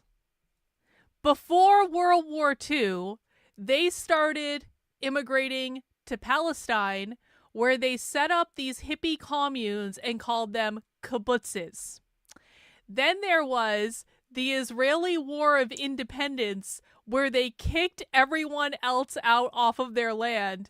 And then when the Palestinians started trying to come back to their land, they were called new immigrants. And they're just stating this like, it's like, yeah, these new immigrants were coming in and we had to integrate them into our community. Yeah, okay. Most sectarian, closed itself. And people remember the supercilious attitude of the kibbutzim and the arrogance. And I think the kibbutz lost its power because they didn't know how to handle the new immigrants. New immigrants.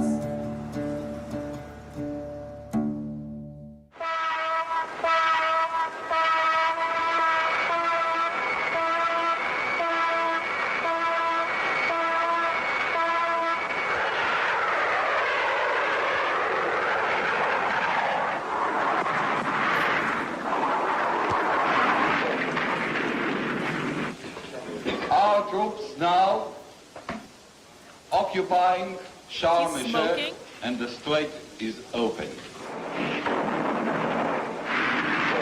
הייתי בחטיבה ששחררה את And by the way, P.S. Remember, we paid for all of this. America paid for all of this shit. ירושלים ל-67. בפלוגה שלנו, לדוגמה, אני חושב ש50% היו בני קיבוצים. The Israeli soldier is very good soldier. He has got the will to fight, the understanding what for is fighting, the courage to fight, and the training to fight.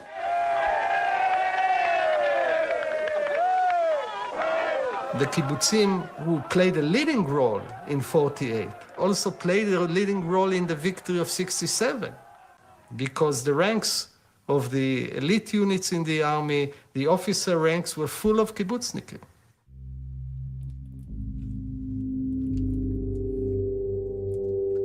The 1967 war ended with Israel gaining control of the Sinai Peninsula,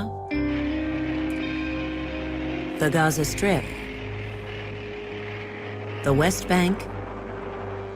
You know what? Dan Crenshaw with the rare salient point.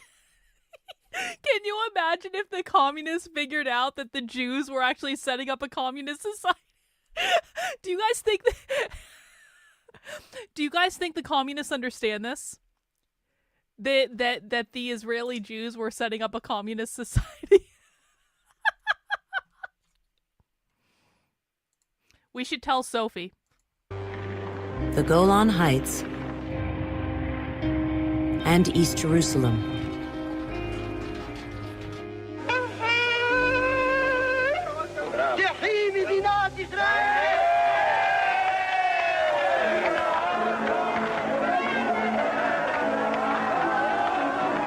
Yes, Bot, you can tell her. Tell her in a language The of the nation's global role south or as something. occupier of these territories created a seismic shift in Israel's political landscape.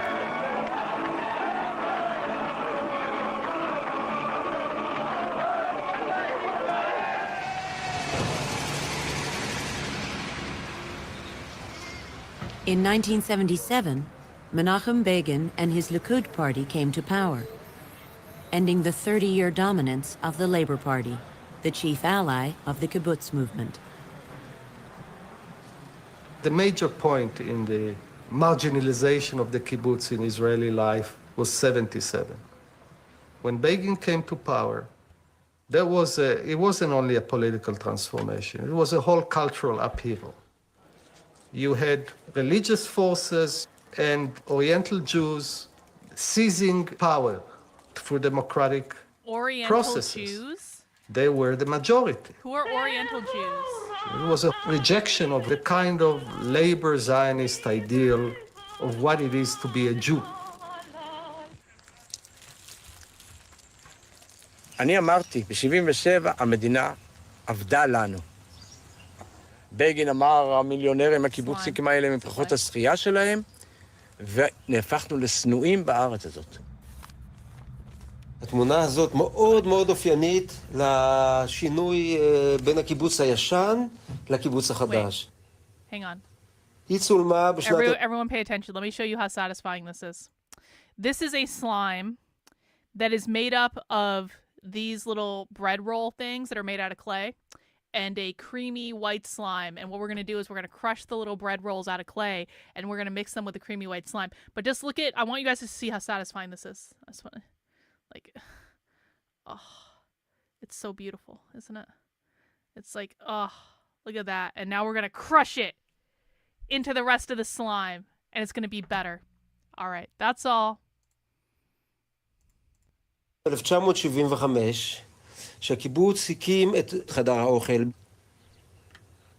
כל חברי הקיבוץ אז באו והצטלמו עם הילדים, צילום משותף.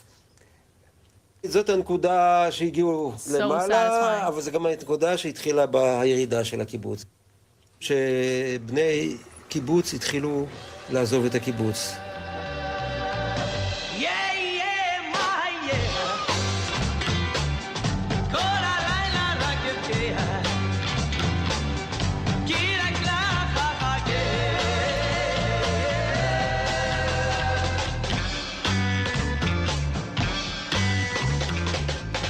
When you grow up in a kibbutz, it's very much this feeling that you need to find out if there's something else, that what you know all your life, you're very curious about it. You're scared, but you're also very curious.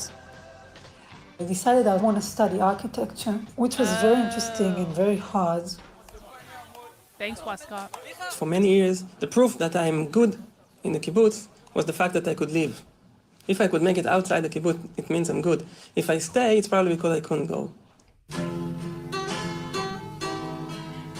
לפני 5 שנים עזב את הקיבוץ, עם מזוודה אחת ובלריתו המתנפנפת. אמרו עליו, נראה איך יסתדר בחוץ. תראו שעוד יגזור על 4 אל הרפת. עבד We really like the kibbutz, but now is the question, can I find something that's really interesting for life to do here or not? And most of the times it's not. The universe is much more appealing. They're like, it's much more appealing in capitalism. It's so much more interesting. Communism sucks. It's boring. Capitalism is way better.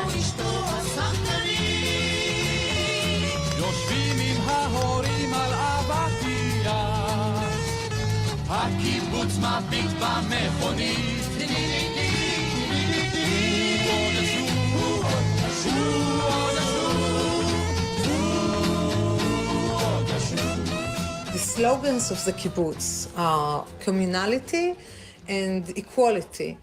Now, everybody knows that in Israel, women have equality in the kibbutz, equality in the army, and things are great. Now, both ideas, of course, are a complete sham. I mean, the army is the most chauvinistic organization on earth, and the kibbutz follow right behind. רקפת זוהר היא בת קיבוץ ברעם וסופרת שמוכרת בין השאר כטור בעיתון הקיבוץ. Thanks, Suzanne. בהם אני מקבלת את הכביסה שלי ממחסן הבגדים, נקייה, מגוהצת ומקופלת. באותו רגע אני מתמלאת רגש עז של סולידריות והכרת תודה, ומוכנה לרוץ מיד לרשות הזרם השיתופי. קיבוצים are different from each other, like people are different from each other. Bar'am, where I come from, was founded by people who were raised in Israel, not in Europe. When I was about 30, I moved over to this kibbutz where we are now, Ein Shemer. I married the guy from here. And after a long fight, I gave in, and I'm here. I miss Bar'am. I miss it as a different society. They have a more open way of thinking, the way I see it. My mother worked in the kibbutz finance. Then she became the general secretary of the kibbutz movement. The kibbutz was the structure that enabled her to achieve those things. The kibbutz take care of the children, me and my sisters. Takes care of all the housekeeping, food, laundry. But on the other hand, my mother is so alone in her achievements. She's one of very few women who made it. Women, from the beginning, were asked to do the traditional women jobs, just the same as in the traditional world.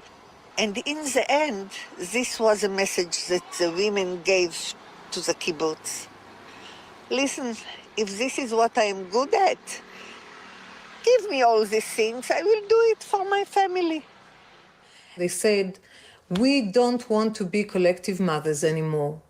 But unfortunately, instead of saying we don't want to be collective mothers anymore, they said we don't want to be collective mothers anymore.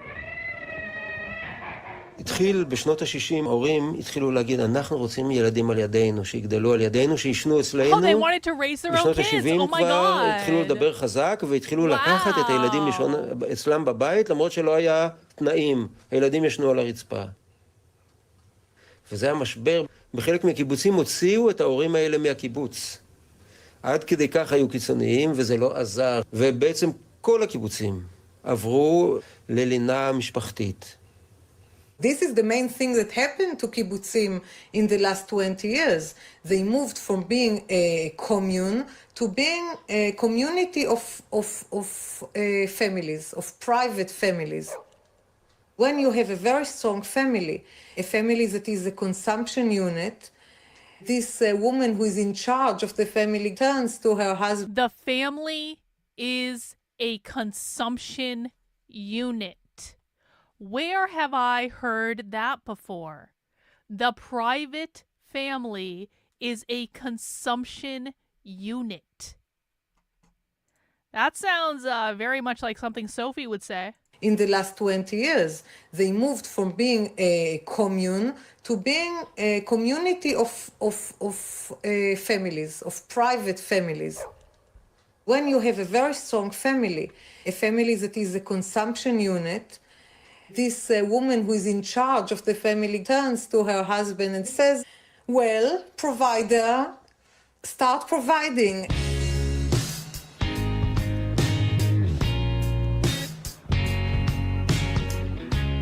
החברה הישראלית השתנתה שינוי דרסטי. והקיבוץ הוא חלק מתוך החברה הישראלית. והשינוי המרכזי שעבר גם על החברה הישראלית זה שהאני הפך למרכז. The biggest challenge in Israeli society is it's just too individualistic. It's not communal anymore. Okay. It's not a big המדינה challenge, but okay. הפכה את פניה, כן? הקפיטליזם ניצח כל העולם. האידיאולוגיה שלנו... What? המדינה הפכה את פניה, כן? הקפיטליזם... I'm sorry.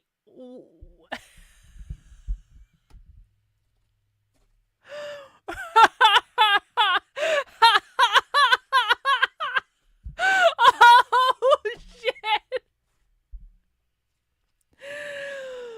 Oh.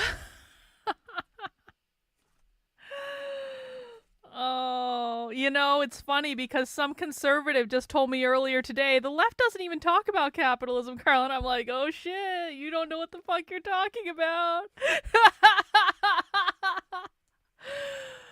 Oh, okay. Yep. All right. הקומוניזם ניצח בכל העולם. האידיאולוגיה שלנו נשברה.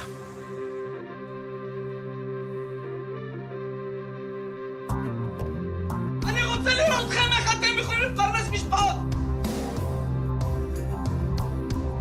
In the early 1980s, Israel's economy suffered from an inflationary spiral that reached 400%.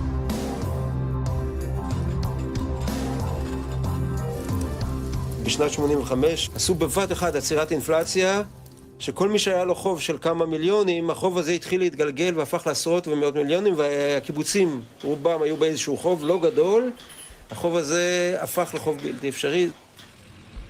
זה הכל ביחד הביא אותנו למשבר חמור, כמעט שהרס את התנועה הקיבוצית בשנות ה-80.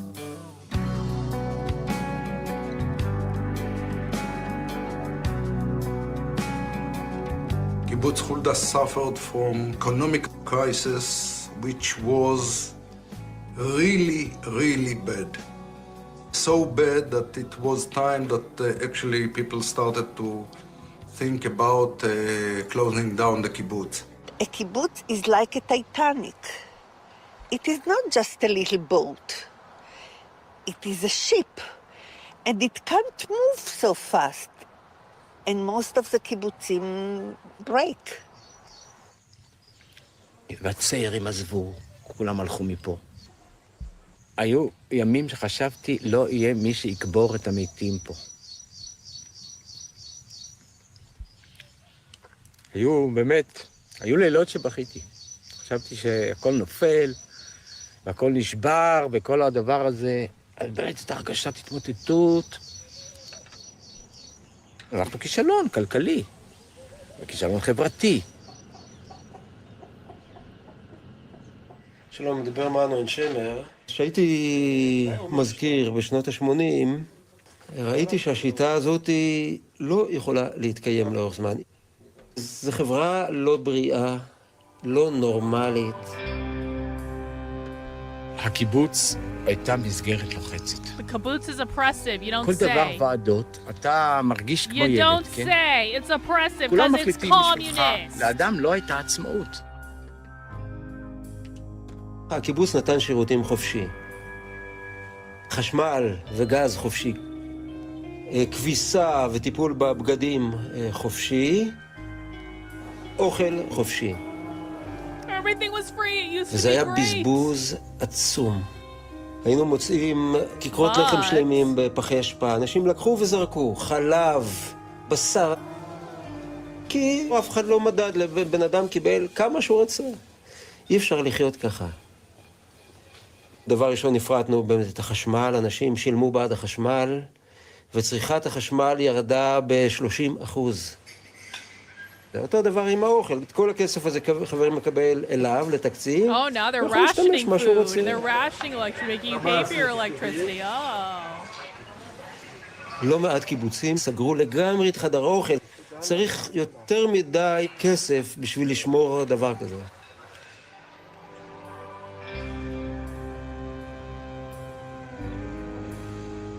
You mean communism doesn't work, guys? I had no idea. We've never heard that before. Never, ever, ever have we heard that. בבוקר זה היה הרבה יותר טוב שהאוכל היה כבר מוכן, ועכשיו בבית אני לא אוכל כלום מארוחת בוקר. I had a lovely childhood. I loved it. I never felt that my home was the specific house where my parents used to live. My home, the larger meaning of home, was at the kibbutz. That all changed as I grew up. When I was 18, I went into the army, and I started meeting people who had other outlooks on life, even people who thought that the kibbutzim were a bad idea. As I was starting to earn my living, I suddenly saw that it would be much more comfortable if I kept this money to myself and didn't go into the kibbutz lifestyle of, turning in my salary and getting the budget and all that. I mean, I am working in the army for sometimes 18, 20 hours. I went to work and realized I no longer wanted to give the kibbutz all my money. A day. No way! Busting my ass.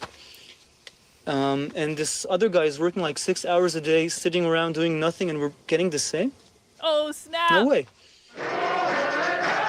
Oh, snap. He likes capitalism?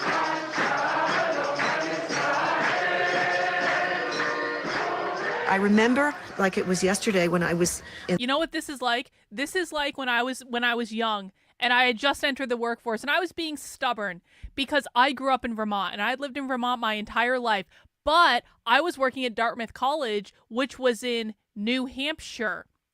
And so a big difference between Vermont and New Hampshire is New Hampshire does not have state income tax. But I held out for a long time. I was like, I am not moving to fucking New Hampshire. And I actually ended up moving to Norwich, Vermont, which is literally right on the border with New Hampshire. I literally moved to within 1.5 miles of the New Hampshire state border because I didn't want to move to New Hampshire, but I worked at Dartmouth, so I had to be closer to it. But I was being stubborn about it. And then I started looking at my paychecks. And the thing of it was, because I lived in Vermont, I was still having income tax, state income tax, getting taken out of my paychecks. But if I moved to New Hampshire, all of a sudden, I don't have to pay state income tax anymore.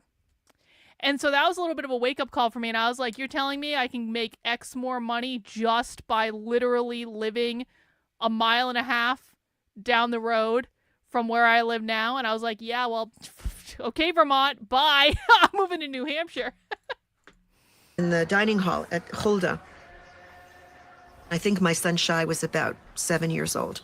And all of a sudden, it just sort of hit me that by making the choices that I had made I learned how to run my marathons in Norwich, reinvention, Vermont. I was precluding my children from making that choice. They could never live in Hulda the way I had lived in, and was able to live in Hulda. They would have to find their Hulda. My mother is an idealist. You open the dictionary, next to that word, you'll have her picture there. She made Aliyah, moved to Israel. She left a very comfortable lifestyle that she could have had. I grew up in Washington, D.C., and I was 21 when I first got to the kibbutz. It felt like I had walked into an extended family's home, and I was made to feel immediately as though I were a welcome guest. She became a kibbutznik, really out of a lot of belief in the system and in the ideology. I remember the enormous sense of pride that I felt when I first got calluses on my hands. I mean, I went and showed everybody. My husband was born in the kibbutz. My in-laws were among the founders. And over the course of time, I felt a stronger sense of similarity with the first generation of kibbutz than I did with my peers, because I had made the same choices that they had made. When I look at her life story, I find it tragic. She spent a great part of her adult life investing in that kibbutz and in that community and in that lifestyle, only to find out later that the house of cards around her has fallen apart. None of the third generation stay in Hulda as a member. None, even one.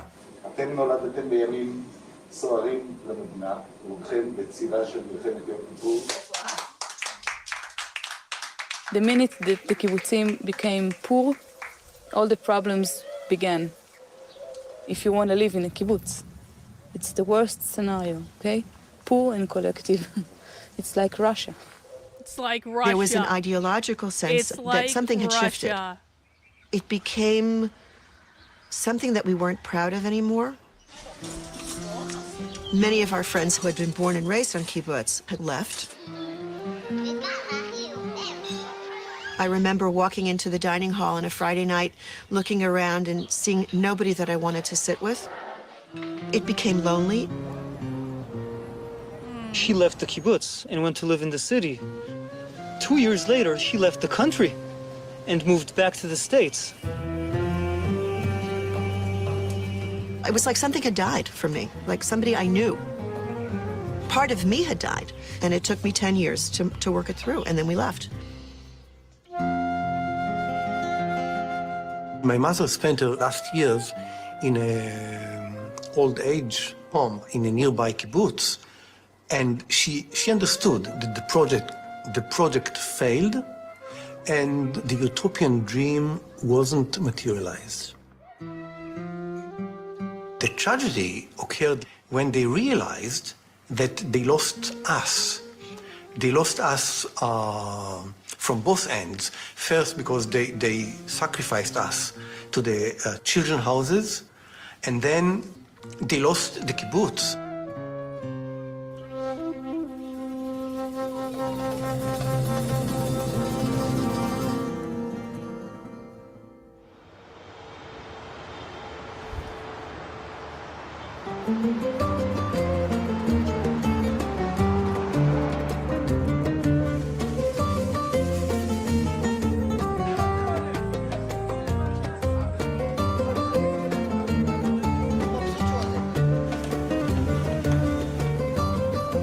I don't think kibbutz is dead.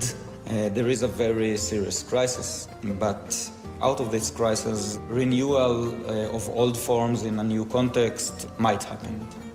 I live in a kibbutz, and I'm pretty much alive. And Kibbutz Tammuz is a very lively place. We were looking for a new way of life, and we knew about the urban kibbutzim. I thought this was a way to make a community life, a socialistic life, in a way that can actually work. קיבוץ תמוז הוקם ב-1987 על ידי 10 אנשים. אתה רואה? כן.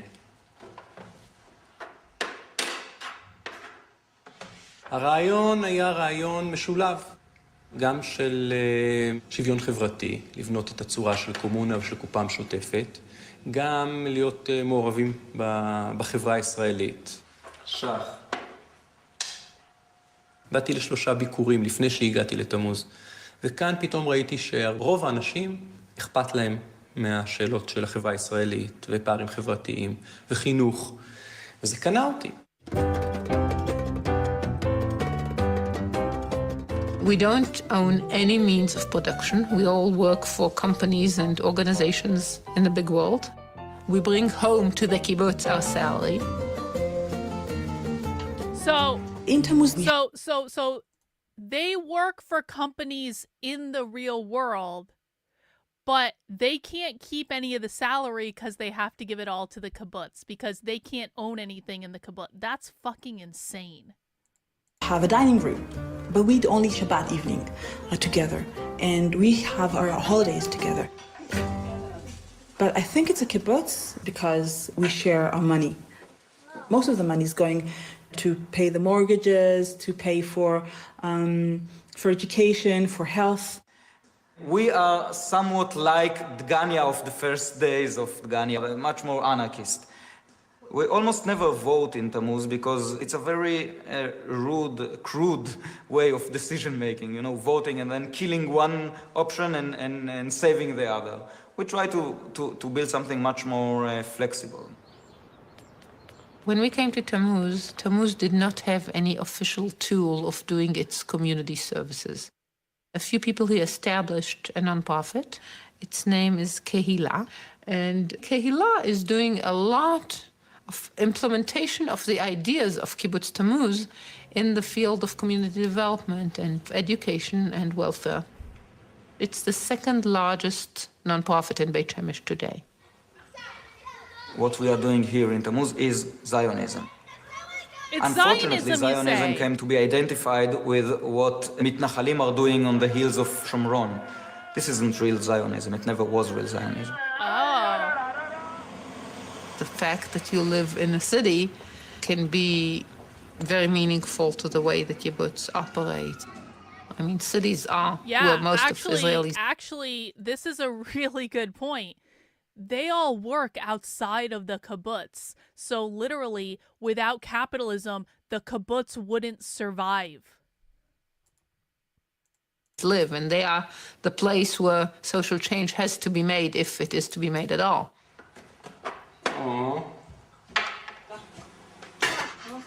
The urban kibbutz does not strive to establish a multi-generation settlement where children will grow up and continue the path of their fathers and their mothers.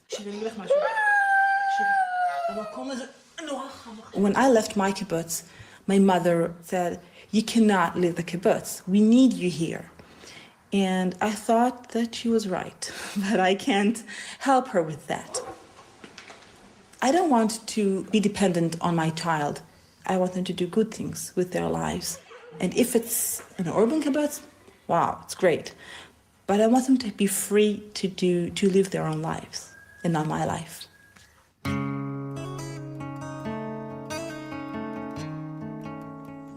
תהילים למקום הולדתי המתוק.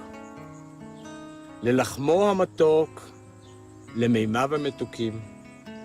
מתוקים הרגבים והעצים והשמיים והגבעות. וכשאתה הולך יחף בערב, האדמה כל כך מתוקה שאתה רוצה לבכות.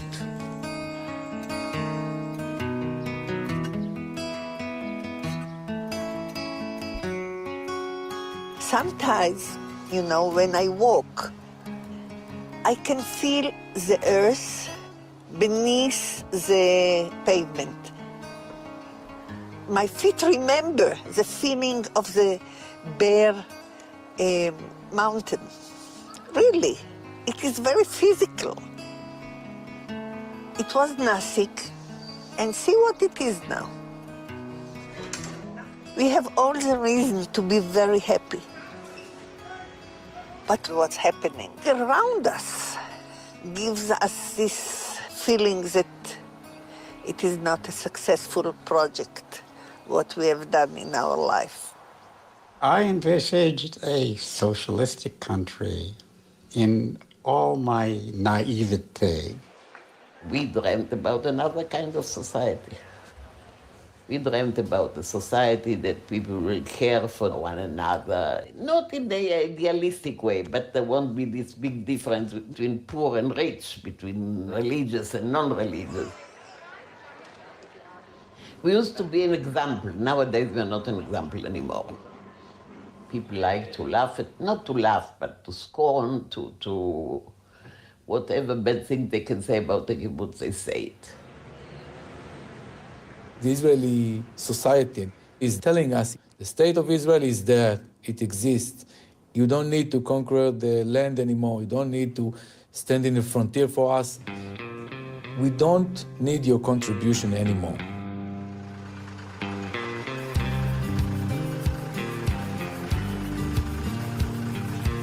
הקיבוץ הופך לדבר אחר. זה איזו רכבת שיצאה לדרך, וכל אחד יעלה בתחנה אחרת.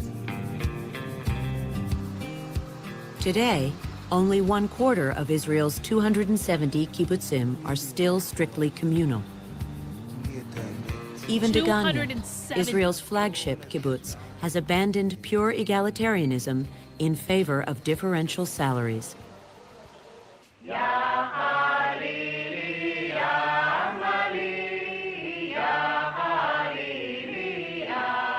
כשהחליטו על שינויים, היה לי קשה מאוד. אני רוצה לחיות כמו שאימא שלי הייתה. אני ככה יודעת בתוך תוכי. That's so communist. That picture's so communist. Because of privatization plans designed to bring back its third generation, Kibbutz Hulda, once near collapse, has managed to survive. When Hulda decided to be a new kibbutz, people from the third generation, like Galia, my niece, decided to come back to Hulda because to be a member now is a different story.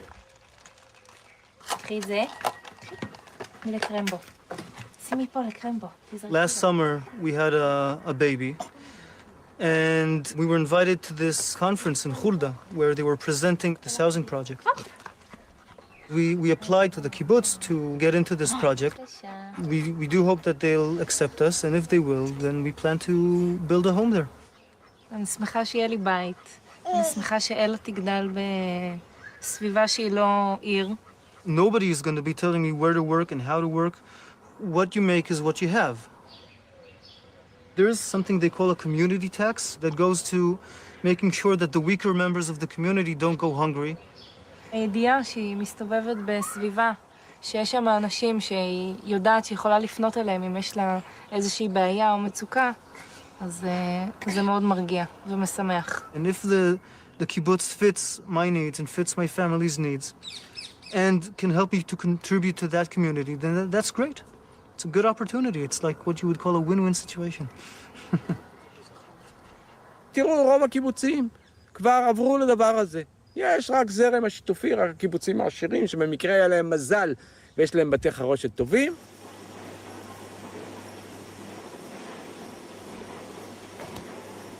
על זה פרנסתנו ועל זה גאוותנו. זה נקרא סטופקוק. What? עכשיו, כמו שזה נראה קטן וקצת טיפש, זה קטן אבל לא טיפש. זה חכם. הקליינטים שלנו הם לא רבים, אבל זה international firm, מפעלים גדולים בארצות הברית ובאירופה. חברות מאוד גדולות, וכל חברה כזאת קונה אצלנו במיליוני דולרים. עם הכסף אפשר גם לשמור על הערכים שלנו.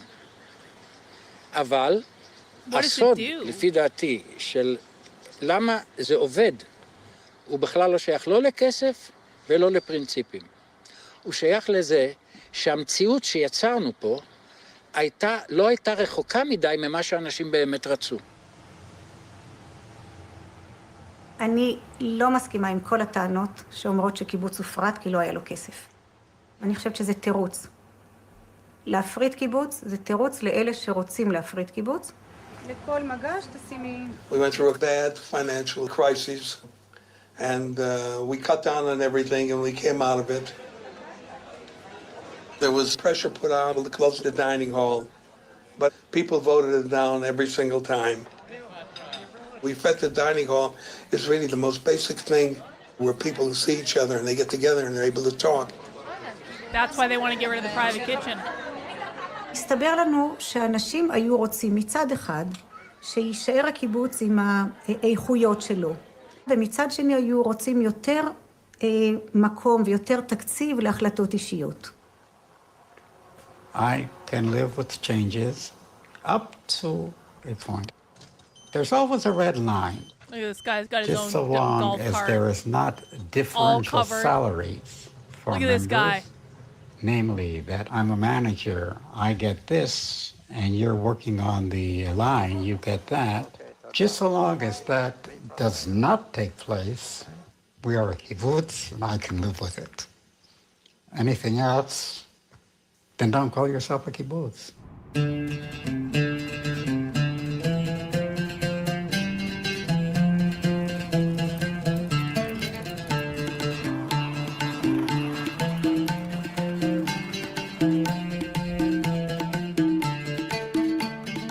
ההורים שלי, שאם הם היו שומעים מה שמדברים היום, הם היו קופצים מהגג.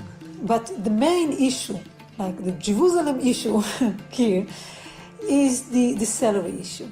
אני הייתי מוריד את בתחום הכלכלי כי הוא יופיע בהמשך, ויצירת קשר בין נתינה לקבלה, בין הכנסה מעבודה של משפחה. Recently, Ein Shemer formed a committee for change that would recommend a privatization plan for the kibbutz to vote on.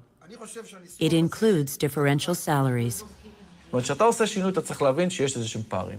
אין מה לעשות, אנחנו בתוך כלכלת שוק, גם היום כבר, ומשכורות נקבעות בהשוואה לשוק. איפה נכנסים הפערים? אני הייתי מציע להסתכל על הנושא הזה של הפערים, בסופו של יום, דרך המיסוי. A few months ago, Kibbutz in Shem asked me to work with them and help them to adopt privatization model. כנגזרת משכר עבודה שלך... People afraid of making changes in the kibbutz way of life. They're afraid of privatization. They stick to the old ideology, although the kibbutz way of life changed a lot. It was very, very hard to find people to be in this צוות שינויים.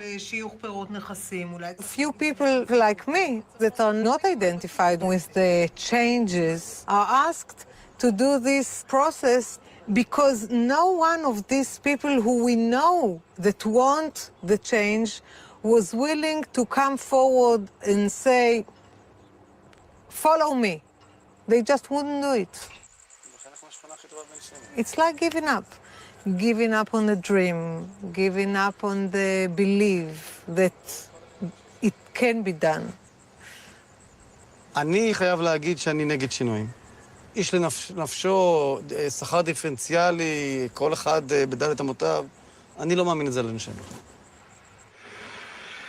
שאתה הולך עם הקו הזה וממשיך אותו הלאה, ומגיע אל האמריקניזם. חלש חלש והחזק חזק, החזק זוכה והחלש בוכה. יש אנשים שחושבים שאם נעשה את השינויים שהם רואים אותם לכיוון פחות סולידריות, זה יביא את הבנים. הטענה שלי היא טענה בדיוק הפוכה. לא להתחרות עם יותר כסף, כי אין לנו יותר כסף. אנחנו יכולים להציע לנו את הייחוד שלנו, להביא את התעודת זהות שלנו, של חברה צודקת, חברה נקייה, חברה שטוב לחנך, לגדל בה את הילדים. I want for my children to grow in a society that money is not the most important value. You're not more successful if you have more money. You're not a better person if you make more money. יוני, מה קורה?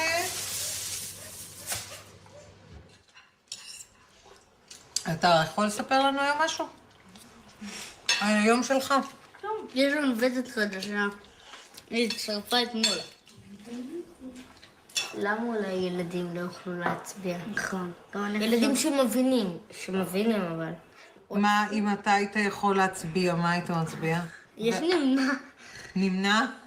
בשביל זה אתה רוצה את זכות הצבעה שתימנע? כן. ומה איתך? אני בעד. אתה בעד השינוי? רגע, אבל יהיה הצבעה על זה? בסוף, כשנהיה בטוחים שזאת התוכנית הכי טובה שיש, אז נצביע. אז כאילו שזה הפרטת בכסף, אז אנחנו כאילו נהיה צריכים לדאוג מזה? גם אני חוששת מזה מאוד.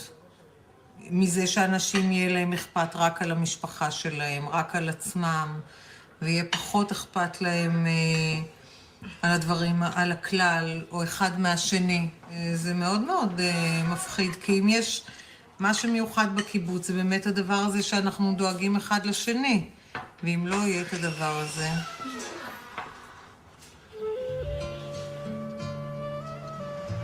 From now on, it's only about time to get to the final thing of disintegrating the kibbutz.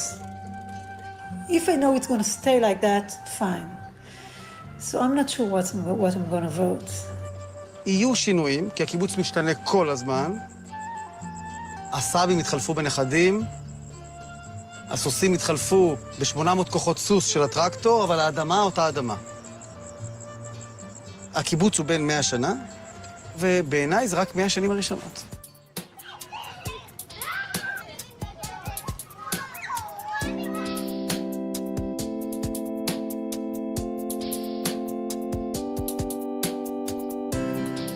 אז הקיבוץ נכשל או לא נכשל? לעומת האוטופיה, לעומת הציפיות. אם את רוצה ללכת למקסימום, כן? קיבוץ, ונשמור על השיתוף כמו שהיה וזה. בסדר. Will we hang on to כל החולמים בסוף become מוצאים את עצמם על capitalist הרצפה. and privatize? Does it have to be a happy ending in order to be worth something? It all turned into dust. You know, it had crumbled from me. So did that mean that I bet on the wrong horse? And my answer is no. That those 30 years had been very rich and valuable and honorable, and that I had been actually very lucky to be able to be part of it. I'm sad, strangely enough.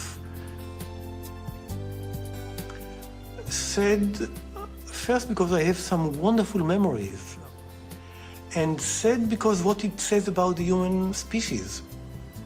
The kibbutz system, which was based on altruistic motivation, failed. The American system, which is based on the most rudimentary human instinct, greed and stuff like that. Capitalism. The American system works. The American system works. Yeah, you're goddamn right it does, motherfucker. It was the most interesting thing that happened in this country. It's not perfect. Because human beings lack serious experimentation in human life. And I think this was the most dramatic experiment and the most important one. For me, the kibbutz is failure in a very limited sense.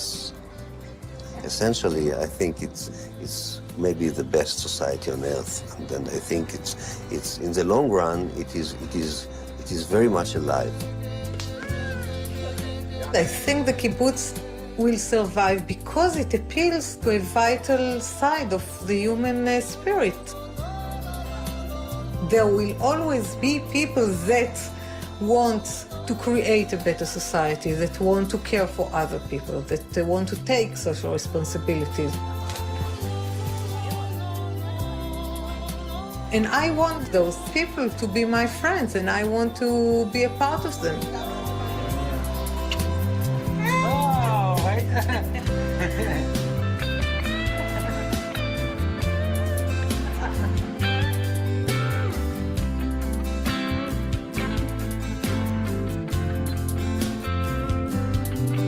Oh, they rejected it. Oh, it finally passed. Oh no, they became capitalists. No! Oh no, they became capitalists. No! Well, that documentary was very, very informative. Again, that documentary is called Inventing Our Life. It is up on archive.org if people want to find it. But as one final thing, no, you don't understand yet. Your job from now on is that you need to stop talking when you come to my streams and you need to start listening. Because you can't do both. You have to choose. And you would know that if you showed up for more of my content, because you said some dumb things on this stream, and I'm going to hold you accountable for that because that's what I do. But you would understand this if you showed up and listened more. So next time I see you, I expect mouth to be closed, and I expect ears to be open, and I expect you to be listening. And I'm going to remember that because I have no fucking clue how to pronounce your name. And so I will remember. But as one final thing, Alex sent me a TikTok video that apparently we have to watch. It's only 5 minutes. All right, let's go. There's a fun fact that many people don't know, that Israel actually tried very hard to make Chinese people like them. Oh. They paid many Chinese celebrities to visit Israel, and they come back to China making videos about how wonderful Israel is, how wonderful this country is. Ah, Tel Aviv, Israel, so nice. People are so nice. They preserve their culture so well. Many Chinese people fall into that trap. Preserve their culture, because you say. Most of us are They're allowed quite to do that. ignorant We're not, about the they Middle are. East. And until they got a person called Gao Xiaosong visit them. And they got a wrong guy. And not gonna lie, he didn't do that on purpose at all. He's a person that likes to ask questions. And to be fair, that's not even hardball questions. He interviewed the Israeli kibbutz leader. The Israeli government promote to him saying that this is real socialism. This is communism. Oh, and yeah? all the Israelis in the kibbutz, they're all equal, you know? And he was like, oh, okay, let me ask you some questions. And let me tell you, this is the most funny video I've ever seen. 他说：“你看那些城里人，他们必须得工作到7点8点，他们才能回家照顾孩子。你看我们 KIBBUTZ 的人，我们工作到4点钟就下班了，4点钟我们就回家照顾孩子。我一下警觉，我说为什么城里人要工作到7点8点，你们 KIBBUTZ 人就工作到4点啊？那你们不需要努力工作吗？”他说：“我们不需要，你看我们这儿位置这么好，我们这死海边。” I think I saw this. 有旅游，有这那。我说啊 I'm pretty sure I saw this video. 不是因为你们的共产主义制度更优越，而是你们占了地理位置更优越。他说对啊，我们 KIBBUTZ 占了很多好地方。然后等等，我一听这可跟我们的共产主义理想，跟保尔柯察金的理想是有区别的。我说那你们如果这个需要更多的劳动，如果你们万一赔钱了等等，说第一我们不会赔钱的。后来我打听了一下，当然政府给很多补贴。说第二，我们有很多泰国工人替我们工作，在那儿，哇， So they 这 use 一下子 slaves. 可就不是共产主义了啊！这一下子变成回到了罗马时代、希腊时代，说广场上有一些民主的人，我们来投票决定，但是还有很多奴隶在周围，这不是共产主义理想吗？结果后来我就问说，那些泰国人加不加入你 KIBBUTZ， 跟不跟你一起同工同酬，也住不住两室一厅？说那当然不是了，那只有我们 KIBBUTZ 里面人是这样的，他们就我们配他们，我们给他们钱，那这不就是跟罗马希腊一样的了吗？就是只不过奴隶不给钱而已。后来我再打听，真的出现过，不光是泰国工人来，也门的犹太人来了以后，也是去替 KIBBUTZ 工作，几十个人住在一间屋里，然后待遇非常差，然后也不给 KIBBUTZ 的任何待遇，而且最后还把他们送回去了，因为他发现他们没有像我们这些犹太人这么聪明，越来越警觉。我开始问他很多问题，我说那你这里的孩子受的教育是什么教育？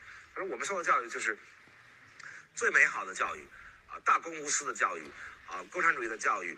问我，他说你告诉我这个世界上哪有一个地方的孩子像我们 KIBBUTZ 孩子一样，不会被电视污染，不会被互联网骚扰，没有这没有那，我们就读书啊，我们集体教育等等，我们没有人偷东西。我甚至问他法院在哪，他说我们这里没有人犯罪。当他这么质问我的时候，那我有答案了。他说你告诉我世界上还有第二个地方吗？哎，我说有啊，北朝鲜。老太太一看傻了，就开始说你说 I forgot that was the punchline. 我们 KIBBUTZ 又不是北朝鲜。我说那到底是什么？当然聊到最后还是说了些实话。他说其实孩子们出去以后确实有很多变化。他说我的8个孩子没有一个回到 KIBBUTZ 来。None of the kids want to come back. 变成200多户人。我说所以并不是这个制度有很大的优越性，对吗？最后现在 KIBBUTZ 也都改革了，这几百个 KIBBUTZ 最后都改成了房子归你自己吧，但是地很多地方说地还是归 KIBBUTZ， 那就是中国的改革嘛。中国改革原来房子也是国家的，地也是国家的。现在变成房子是你的，但是地还是国家的，就是地还是 KIBBUTZ。但是现在已经开始有 KIBBUTZ， 地也分给大家了，平均分给大家。你可以卖，但是呢，你卖的时候要有 KIBBUTZ 委员会去考察那个 buyer 谁来买，说你合不合适进来。那就这已经成美国了，美国就是 city 自己人民做主。美国就是你想把你房子卖掉的时候，尤其那个富人区啊，也要投票的。True. 那时候。这个 San Marino 这些富人区是不能卖给华人的，因为大家白人投票说不让华人进来。我说那你们 KIBBUTZ 不开始是共产主义，后来变成中国式的社会主义，现在又变成美国式的大家投票的这种。I seen this video like 2014 or something, and at that time I really don't have no idea about Palestine and Israel's topic. Oh, that's old? But that video I didn't know actually that. made me think that this I saw that country, video Israel, recently. It's a little bit weird country, not gonna lie. They can't even take those simple questions, and their propaganda just collapse. You don't say. You don't say. Their propaganda just collapsed, does it? You don't say. All right, guys, that is all we have for tonight. I want everyone to go and enjoy your Valentine's Day. I'm going to sit here and work for a little while because that's what I do. That's all I do.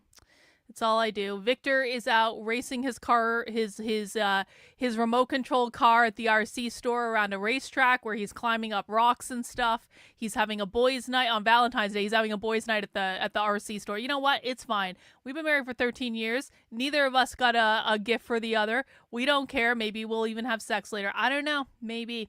I don't know. Spend Valentine's Day apart. Maybe it makes the love grow stronger. I don't know. But I'm going to go enjoy my quiet night alone in my home. And I hope you guys have a fun Valentine's Day, whether you have a Valentine or whether you don't. And I'll be back tomorrow at 5 p.m. No, 6 p.m. 6 p.m. Socialism Saturday tomorrow because it is Saturday tomorrow. All right, guys. Have a good one.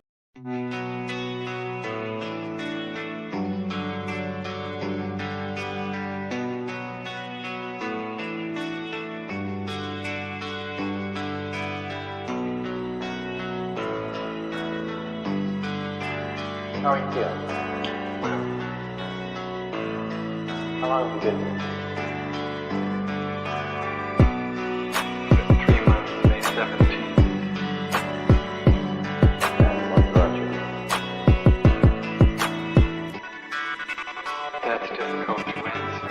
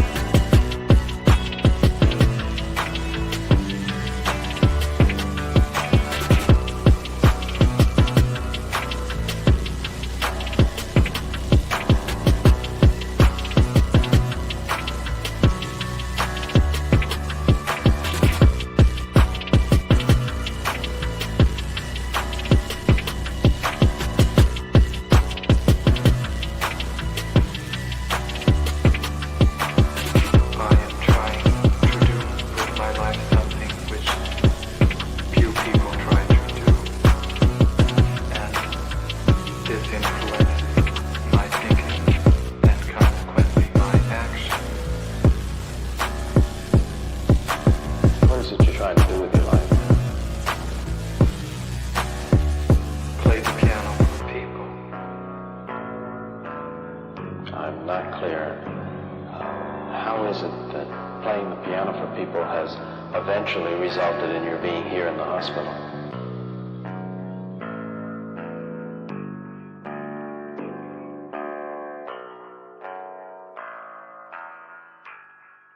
That's difficult to answer.